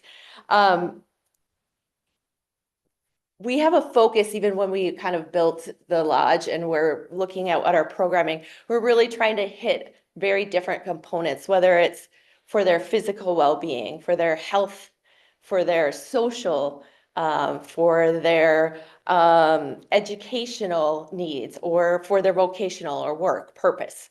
So as we showcase some of the things that are going on, we're trying to kind of hit those different marks. On this one, we have special events, we have holidays, theme parties, travel shows. We have our daily and monthly things that are just on a regular basis. Those are consistently things like the cards, the bingo, the coffee with the cop, book discussions. We do things that are very consistent on our schedule, but then we're always trying to intersperse different special events. One of the best partnerships that we have, and this is just an easy one to talk about, it's an internal partnership, but we partner with the CCC team. And we are very lucky because we are in a building where we have access to the Chaska Community Center and their staff. So what has made the Lodge so successful is this partnership between the two teams, because many of our patrons that come to the Lodge, although they don't need a membership, they end up having a membership to the community center and having that physical fitness component where they are participating in Silver Sneakers programs. They are qualifying for this membership oftentimes through their insurance premiums. And so it has brought a big draw of participants. And then with the partnership between the fitness team, Missy Goff and her team, we've been able to offer specialty workouts, which is showcased here. That was probably our Valentine Cupid shuffle in the gym. We've been able to offer special nutritional workshops. We've offered a wellness retreat in Carver and different walks in the park. So, you know, again, it seems so natural and it's just happened from the start, but for sure, that's one of the partnerships that I can just rave about because, again, I've got an awesome team and that just works for us. We can go ahead and switch. Some other highlights or parts of our programming is our day trips. We usually go on day trips outings 1 to 2 times a month. Oftentimes we are traveling by motor coach. So we are not doing the school bus anymore. We're past the school bus, we're on a motor coach. And then we're just trying to get experiences within our local community or extended community in the metro area, or we'll take trips to St. Cloud area. But we're always looking for variety and different events to go to. We are also hitting that education component with driver safety classes, financial literacy classes, coffee with a cop, always a highlight. And then we do one-on-one Medicare counseling, which is also just a nice service for our patrons. And then lastly, and 2 of those pictures are showcasing it, we feel really important about volunteerism within our space because if you do good, you feel good. So we are trying to always capture monthly different opportunities for our group to do things with a purpose. And 2 of those that are showcases, one is we oftentimes will go to Feed My Starving Children. And then the other one is our partnership with Treks and Trails, Miss Sandy and her teachers. They come up to read with our volunteer readers in the lodge. So, and we have other opportunities with Treks and Trails. It's just a natural tie-in. Tomorrow they'll be singing at our holiday party. So we're just really lucky again to have so many contacts within our own space. But there's several opportunities. One is that people volunteer in the lodge. They might be a greeter or you know, they just help with tasks that just can be time consuming, whether it's loading the dishwasher or you know, cleaning tables and things like that. But then we also provide volunteer opportunities outside of our space, like going to the Humanity Alliance or Feed My Starving Children.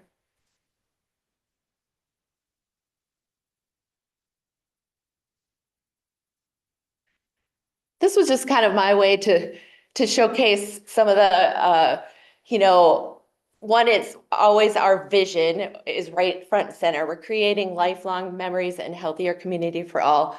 That is our focus when we are planning these events and these trips. It's just wanting to, you know, step it up a notch or enhance it. And just to point out just a few of the things that we're doing. So the first one says memorable experiences. We're trying to always think out of the box. That was an 80-piece band that we had, which seems simple, but let me tell you, it is not. But once we got them there, the impact of the sound of an 80-piece band and how moving it was to not only me, but the guests there, it was like so worth it. We try to create a warm and inviting and comfortable environment. That's the outside of the lodge from the highway, from the road outside Engler. But that's showcasing February when it can be kind of gloomy. So we had a motivational message in the window, shine as people were driving by. When we're having special events or parties, we are always trying to step it up a notch with unique games and activities.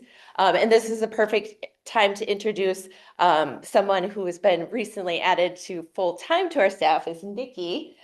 She has worked part-time with us for 3 years, and she just recently in the last couple of weeks has been made full-time. And she has been key in thinking outside of the box when it comes to decor, new entertainers, unique games. She is just wanting to make sure that the experiences that are being had by our customers is the best that it can be. So welcome to the team, Nikki.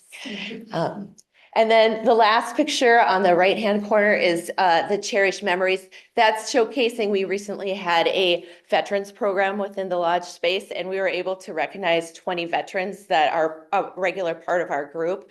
We were able to very specially recognize them, have a moment for them. And then we also had a patriotic program during that time frame. And again, it was just something where afterwards we had so many people come up to us and just let us know that it was something that moved them and it impacted them in some way. So. And then The Lion King is just that we're always looking for new ideas. We have gone to some premiere shows. We've gone to Wicked, Hamilton. We are really trying to access anything that is a little more unique or difficult to do because it's not easy to get tickets to the Wicked, but we did. So we are going to keep working hard to provide those experiences that our group may not be able to do on their own. And then lastly, quality entertainers, and we're just looking for new and different and something that just, again, is memorable.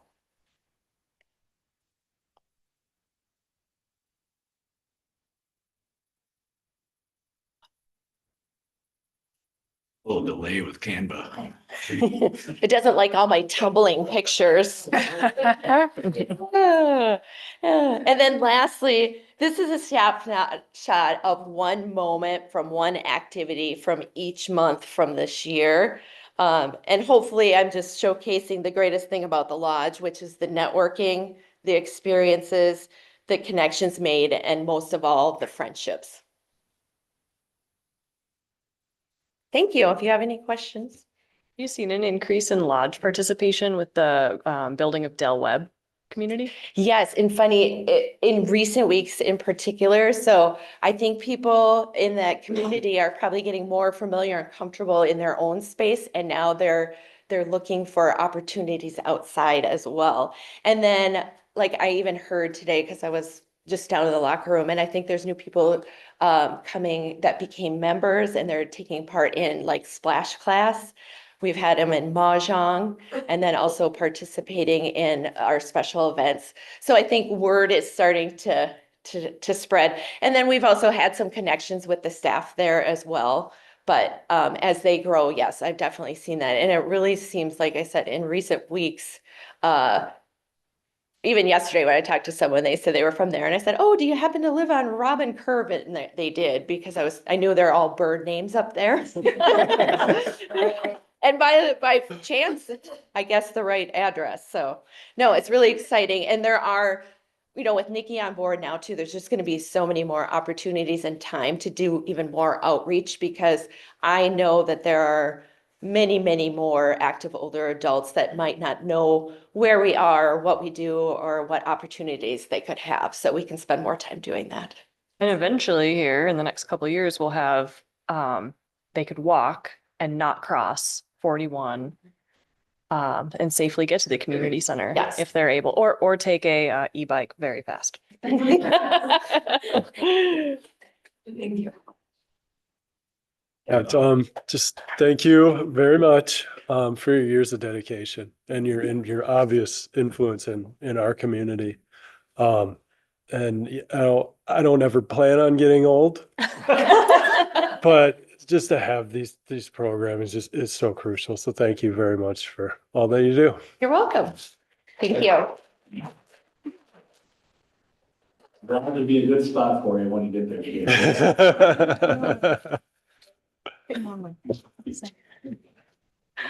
All right, we have made it to the end, finally, a little bit long. So this slide just kind of showcases a couple new things. There'll be a lot more than this, but just a few new things that we have coming in this next year for programs and events and just things that we're looking forward to. So look for information. Actually, I think registration is open for a new puzzle bowl. So a puzzle challenge, signing up as a group. We're talking jigsaw puzzle on Super Bowl weekend in Carver. And I know somebody mentioned City of Carver and having, or Sandy did with some of our programs there. And so just a reminder too, that our team does program for the City of Carver. So with that agreement that we have with them, so we are really, you know, putting a lot of effort and thought into providing things in the City of Carver, and they have some good spaces to use. We have received a small grant from the DNR Outdoor Recreation. So a winter outdoor recreation event will be coming later this winter, and a youth fishing camp that'll both be kind of supported by that grant. And Sandy is going to be helping with those. You know, the summer concert series and community market. So not new, but we are hoping to really work some more with the Southwest Chamber for building up, like Sydney had said, building up those concert nights in conjunction with the farmers market as well. You know, we're looking at if a different night of the week makes sense to move things, or if it's going to stay on Wednesdays, but we'll be looking forward to partnering with them and hopefully really trying to build up those nights with a lot of fun stuff to get some more participation. And then with onboarding Catherine and having her here to really just focus on those tricky teenagers.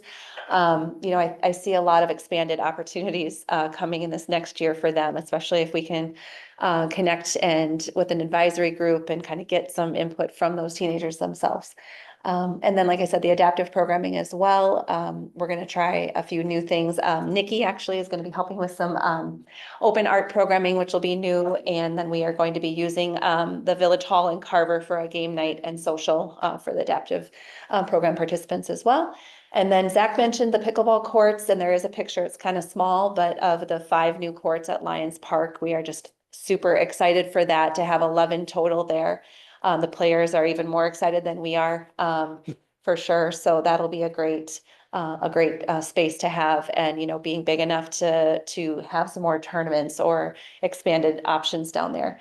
And then with the new community park, that I think is maybe being called Big Woods Park right now, but that'll be really exciting with all that will come with that park, and as that master plan is starting to develop.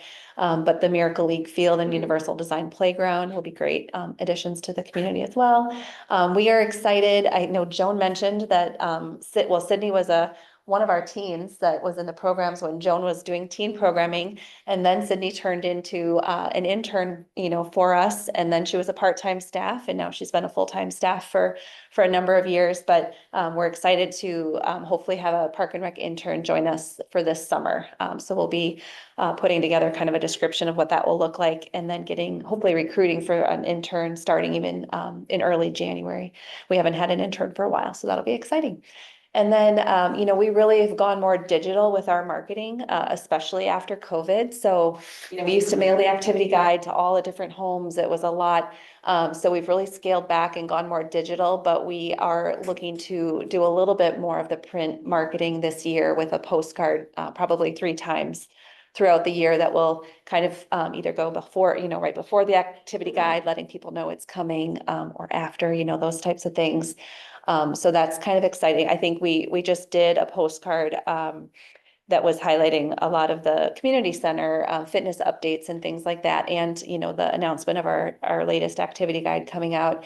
And I think we saw some success with that. So be exciting to kind of bring back a little bit of that this year. So we hopefully have a good mix of ways to get the word out to people. So Appreciated the heads up, but when the preview was coming out and then that the registration was staggered, but the advanced warning of when it would be available for preview was really helpful this year. I think that's it. The next slide is just kind of a fun, little collage of some fun pictures to really show kind of all that we have been doing. Awesome. Any last final questions, comments for Erin and her team?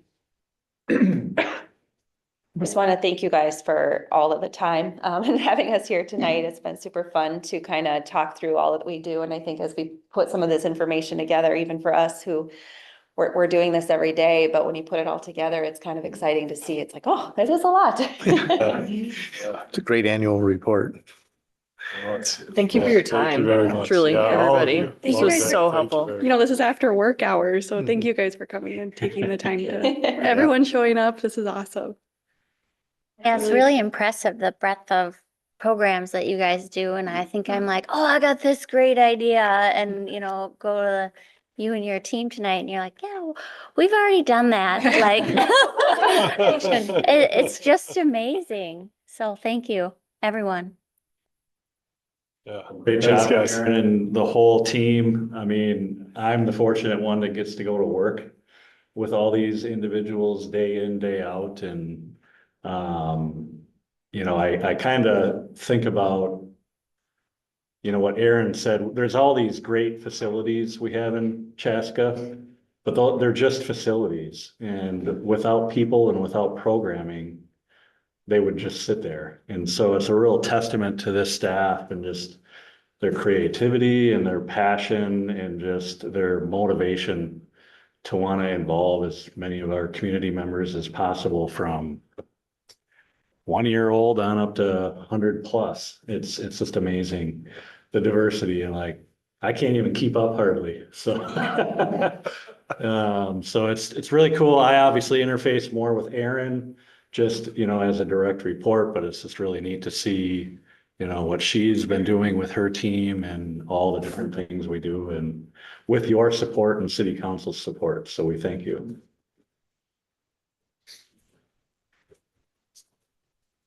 Okay, that moves us on to item 8. And if at any point, this is probably a good time to escape, if anybody would like to. It's been a long one, so feel free, no feelings hurt, we understand. It's late. It is. So that brings us to discussion items 8A. Marshall.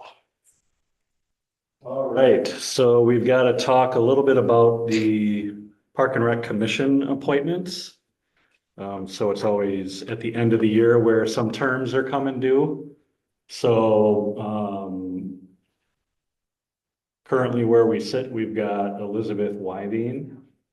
You're coming up at the end of your second third-year term with the option of renewing for another 3 years.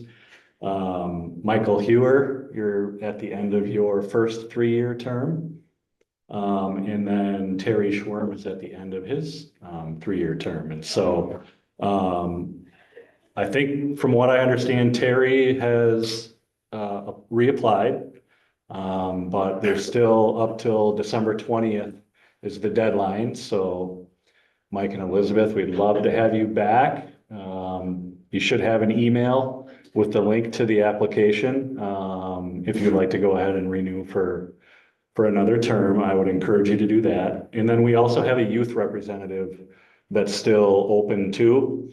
So we have, you know, some messaging out to the school district to try to recruit for that position as well. Like I said, the deadline is December 20th. And then my understanding is that City Council will be conducting commissioner interviews as part of their work sessions during their second meeting in January and probably their first meeting in February. And then they typically make their appointments in that second meeting in February.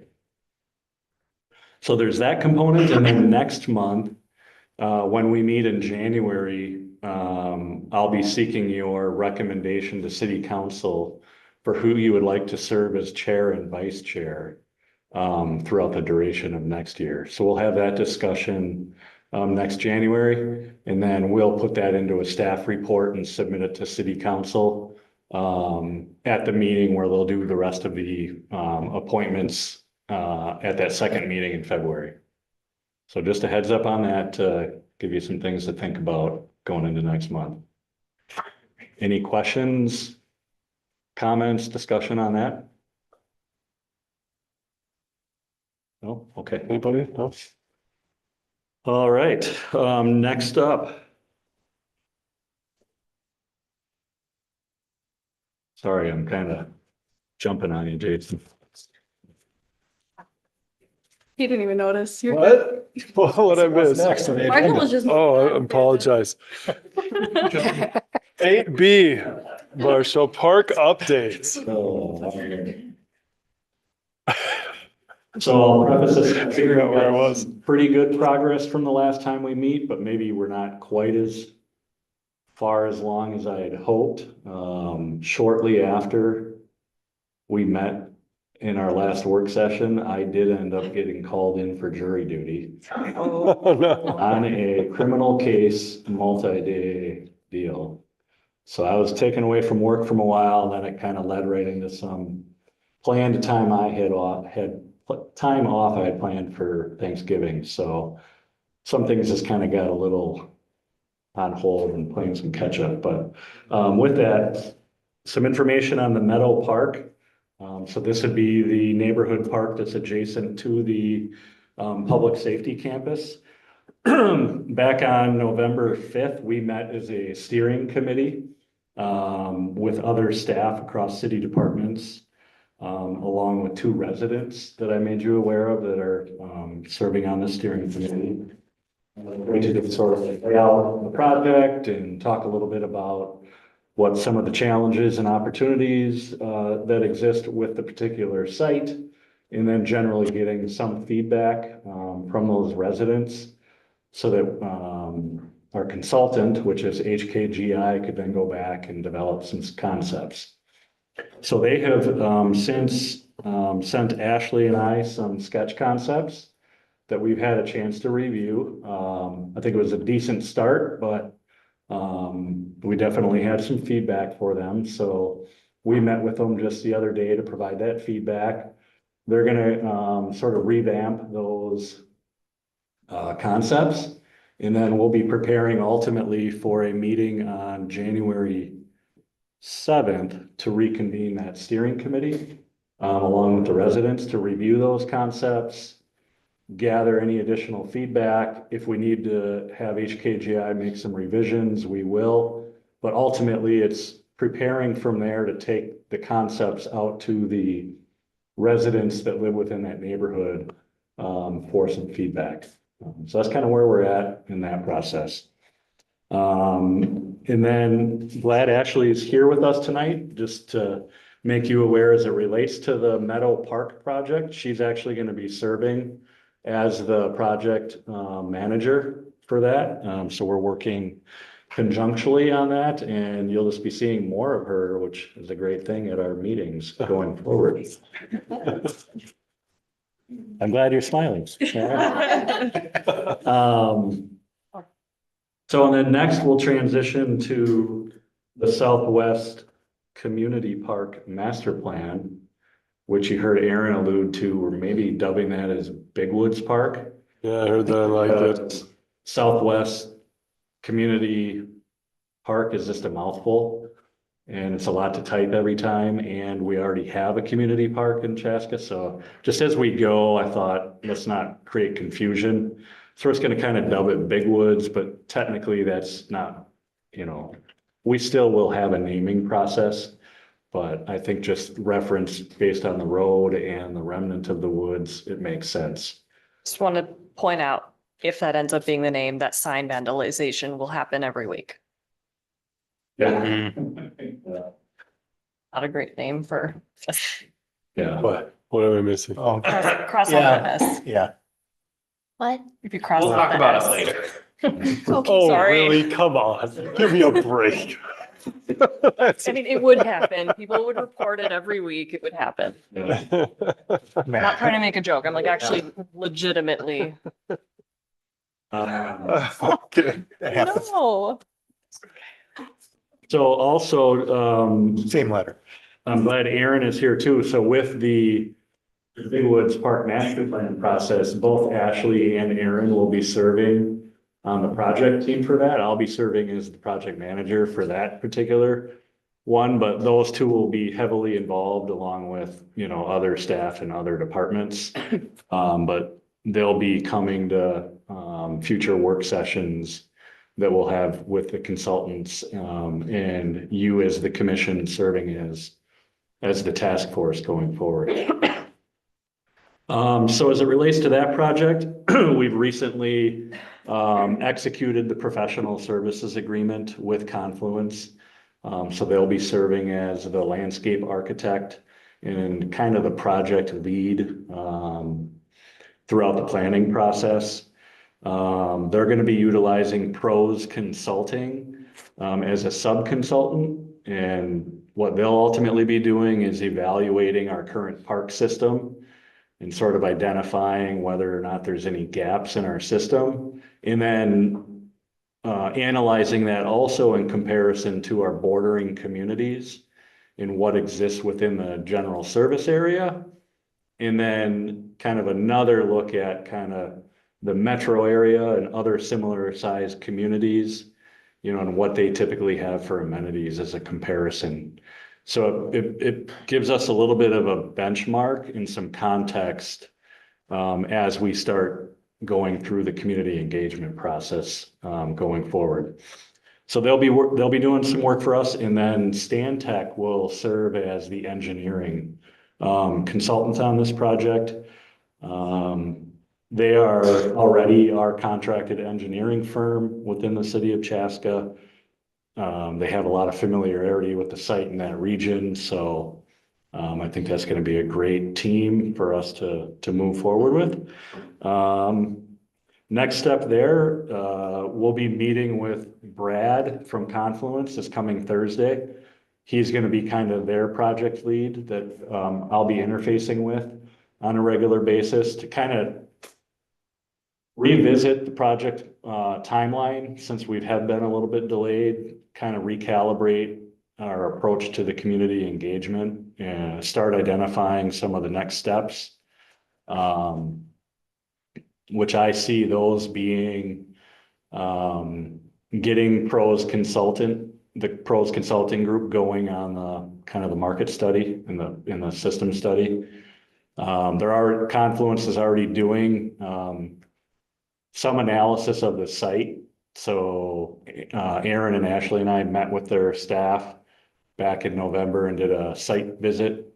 They took some drone footage and pictures and just starting to kind of wrap their head around the site, and working with Stantec to develop mapping.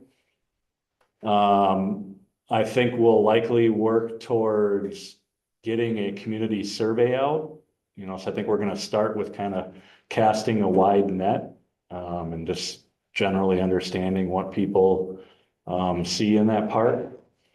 And then that's going to provide us some context where I'm hoping we'll be prepared to come back to the February meeting and have a work session where I'll bring Confluence in and sort of kick it off with the commission and the task force as a task force.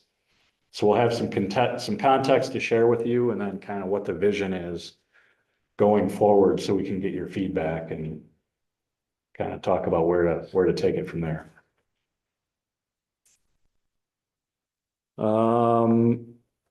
I thought I'd just quickly share a couple of trail updates, just because we haven't really highlighted it publicly, but the Creek Road Trail is now complete. So if you hadn't had a chance, definitely recommend you check that out. So if you go right out of the parking lot of the Curling and Event Center and head up towards Veterans Park and the VFW and go up the hill, the former Creek Road is now a trail through that whole western ravine. Awesome. It's, so cool. it's super Yes. beautiful. Ultimately then connects up to Angler Boulevard up at the top of the hill. So that's gonna be a super cool connection within our trail system. And then you've also probably seen, quite a bit of progress along, Chaska Boulevard in the trail that ultimately is the Minnesota River Bluffs Regional Trail, connecting to the new underpass under Highway 41. So the majority of that is complete. It's just gonna be the bridge will be that last component, which they're, fabricating over the winter. And then that'll get installed sometime next spring, for that. So look forward to more programming along that trail segment as well. And then next spring and through summer and fall will be the reconstruction of Engler Boulevard, Highway 10, along with the 41 intersection. It's the 4 roundabouts coming through. But there's going to be a trail segment along the whole northern side of Engler Boulevard. And then we were able to work with the county on that project as a city to extend their project to include a trail extension from Park Ridge Drive, which is the entrance into the community center, going further east down the hill over to Reveau Road, which has been a pretty big missing gap within our system. And then, as you know, as part of that Highway 10 and 41 intersection, there's going to be 2 underpasses that will be included as part of that project as well. So, be a lot of travel disruption throughout next year. We're going to have to, be good at communicating everything as it relates to people trying to get to the community center and whatnot. But I think it's going to be a really nice project when it's all said and done. Which are the 4 intersections that are being redone? They'll start on the west side with Bavaria, and then from there it'll be White Oak. And then you got Engler and 41. Okay. And then the last one will be Park Ridge. Okay. It was a deal. It was buy 3, get 1 free. You're gonna let Erin work from home now, right? She won't be able to get there here. She's got an underpass.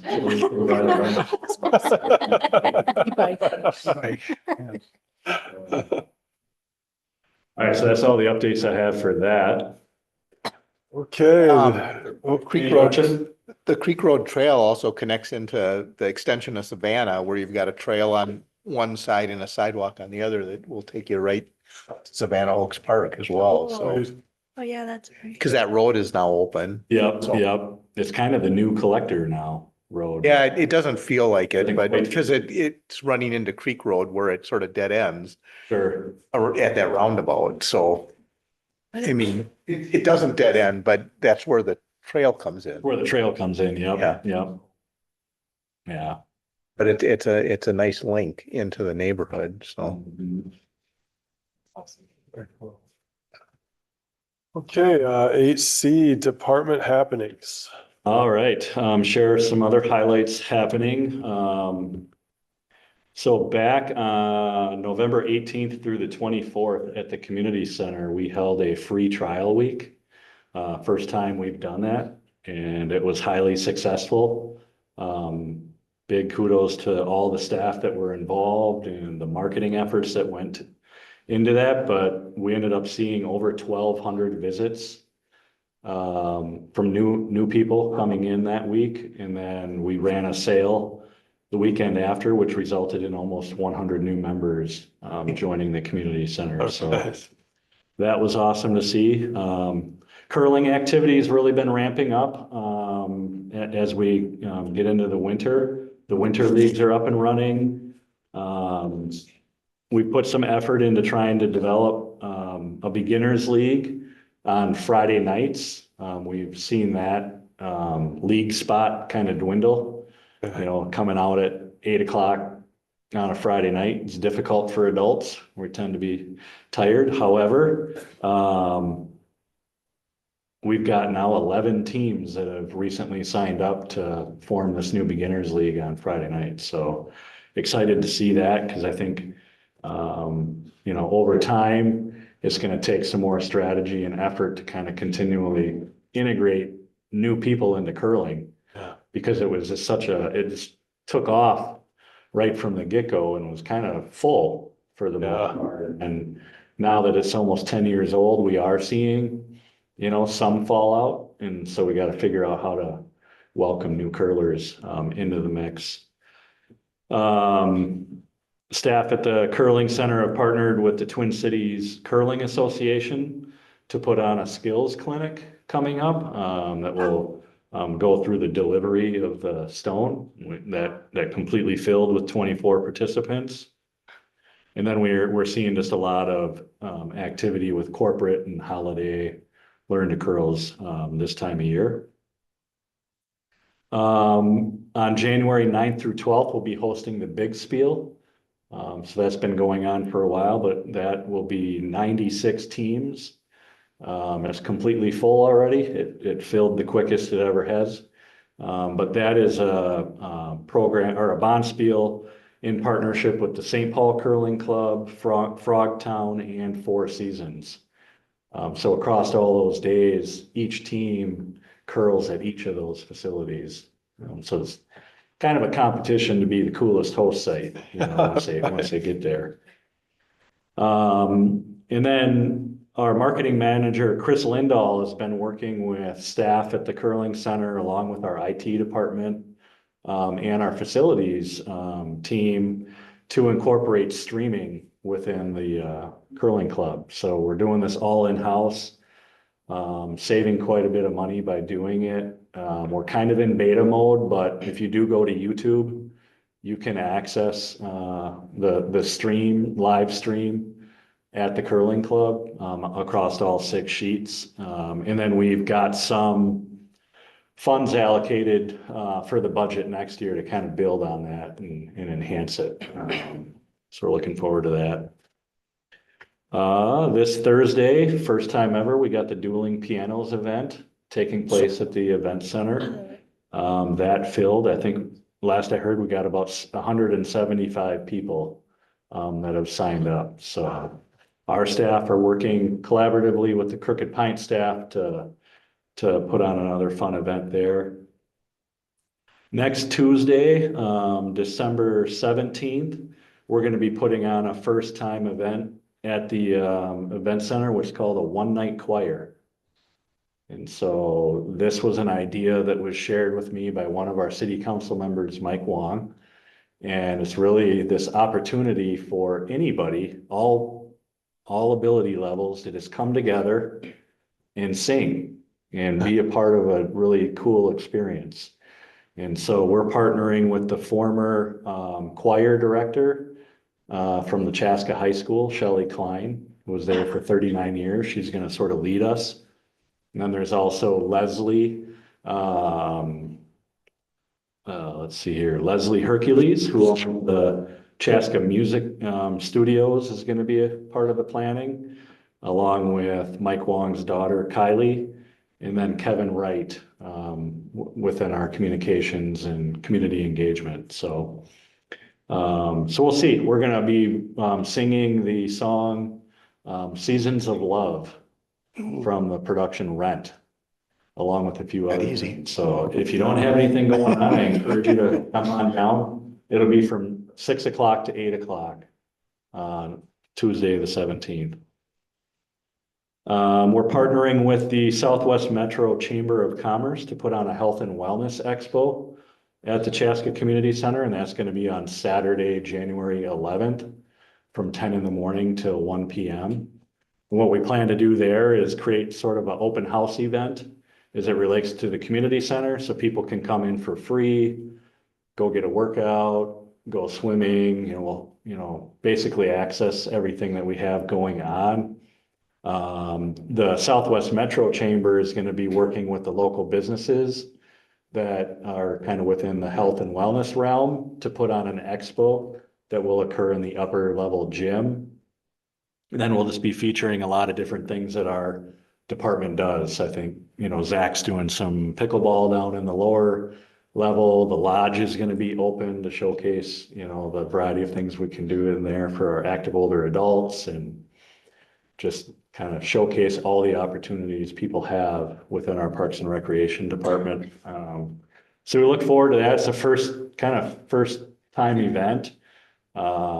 But I think it's a great partnership with the Southwest Chamber and our local business community to showcase the community. In January on a Saturday when it's kind of top of mind for people to, start new healthy behaviors. And then next week, Wednesday, Santa's gonna be coming to town. I heard that Buddy the Elf and the Grinch is gonna be there too. Families. So that starts at 4:30. The route is out and there is the Santa tracker. So you can follow in real time where it's going. Elizabeth, I was able to talk to Santa and not able to quite get all the way through Autumn Woods, but we're getting sort of in there. I'll get you the map. Okay. But it was sort of a last minute request, so he's doing the best he can. But next year, I'm told we're gonna do the full Autumn Woods loop. So looking forward to that. I'll have to make good on my promise to you. Stay off the naughty list. To Buddy the Elf. And then last but not least, I just want to take an opportunity to share a personal kind of update and it relates to Park and Rec, but it's to honor my father-in-law, Dave Carlson. He has recently been inducted into Wisconsin's Conservation Hall of Fame for the 2025 class of inductees. So if you didn't know, my father-in-law has done a lot of conservation work. He produced an outdoor hunting and fishing show. It's kind of a general outdoor show. He's produced over 3,000 segments. He's been a regular contributor to Wisconsin's Outdoor News. He's volunteered for all kinds of organizations to try to preserve land and, waters to, make sure there's that public access, and was just very passionate about, getting new people to explore it, children and women. So he's currently working through Parkinson's, so it's kind of tough, to see he's not able to do a lot of the stuff that he liked to do, but it's pretty neat to see him being rewarded for the lifetime of work he's done. And I'll finish with just a fun story, a fishing story, because I got to go fishing with him quite often. And for several years, he would invite me to the Wisconsin Governor's Opener, and so it was kind of schmoozing with all these, politicians and whatnot. But there was one year when I brought my oldest daughter at the time, but she was only 5, Gabby, with to go fishing, and Dave was just so happy about that. And so in the morning, we go to the local bait shop, right? Because that's where the action is. You got to find that lure, that hot lure, your bait, and just everybody's excited.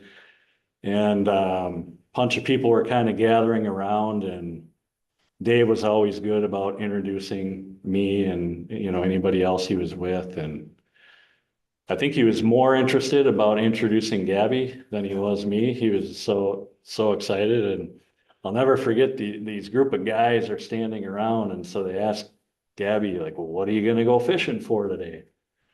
And she just kind of had this look like she didn't know how to answer. And so they're like, bluegills or walleye or bass. And she kind of looks a little more and she looks up and she goes, I'm going for keepers. Yeah. And that's because when we're in the boat with Grandpa, he would always go, that's a keeper. That's awesome. Always be with me. So that's it. Thank you. Joel? Okay, that brings us to 9A, The round table. Barry? Short, nothing. I don't have anything for once. What a year. It's December and I'm really excited to see what next year brings. It will bring a lot of construction, but wow, what a year it's been. That's all. Yeah. Thank you. Just a reminder to shop local if you're out and about buying things for the holiday season. And take this time to rest and recharge your batteries, and Danelle said, look forward to the next year. Nothing for me. Tree lighting. The park presented itself exceptionally well. Thanks to all Park and Rec who made it so beautiful, all the lights, all the activities, tons of people there. High school choir, it was magical, as it is every year, but this year, I don't know, maybe because it was warmer than last year. I'm totally delightful. Our family took full advantage of the free week at the community center. We are past members and have kind of lapsed just because of the age of our kids. But in the last like 2 months, we've decided to make it a point to give each kid like a one-on-one date with a parent, and 2 of our 5 kids chose to go to the community center to swim. So that was a special fun date with them. Very cool. And nothing from me this week. So that brings us to item 10, to have a motion to adjourn. I so moved. Aye. All in favor, say aye. Bye. Meeting is adjourned.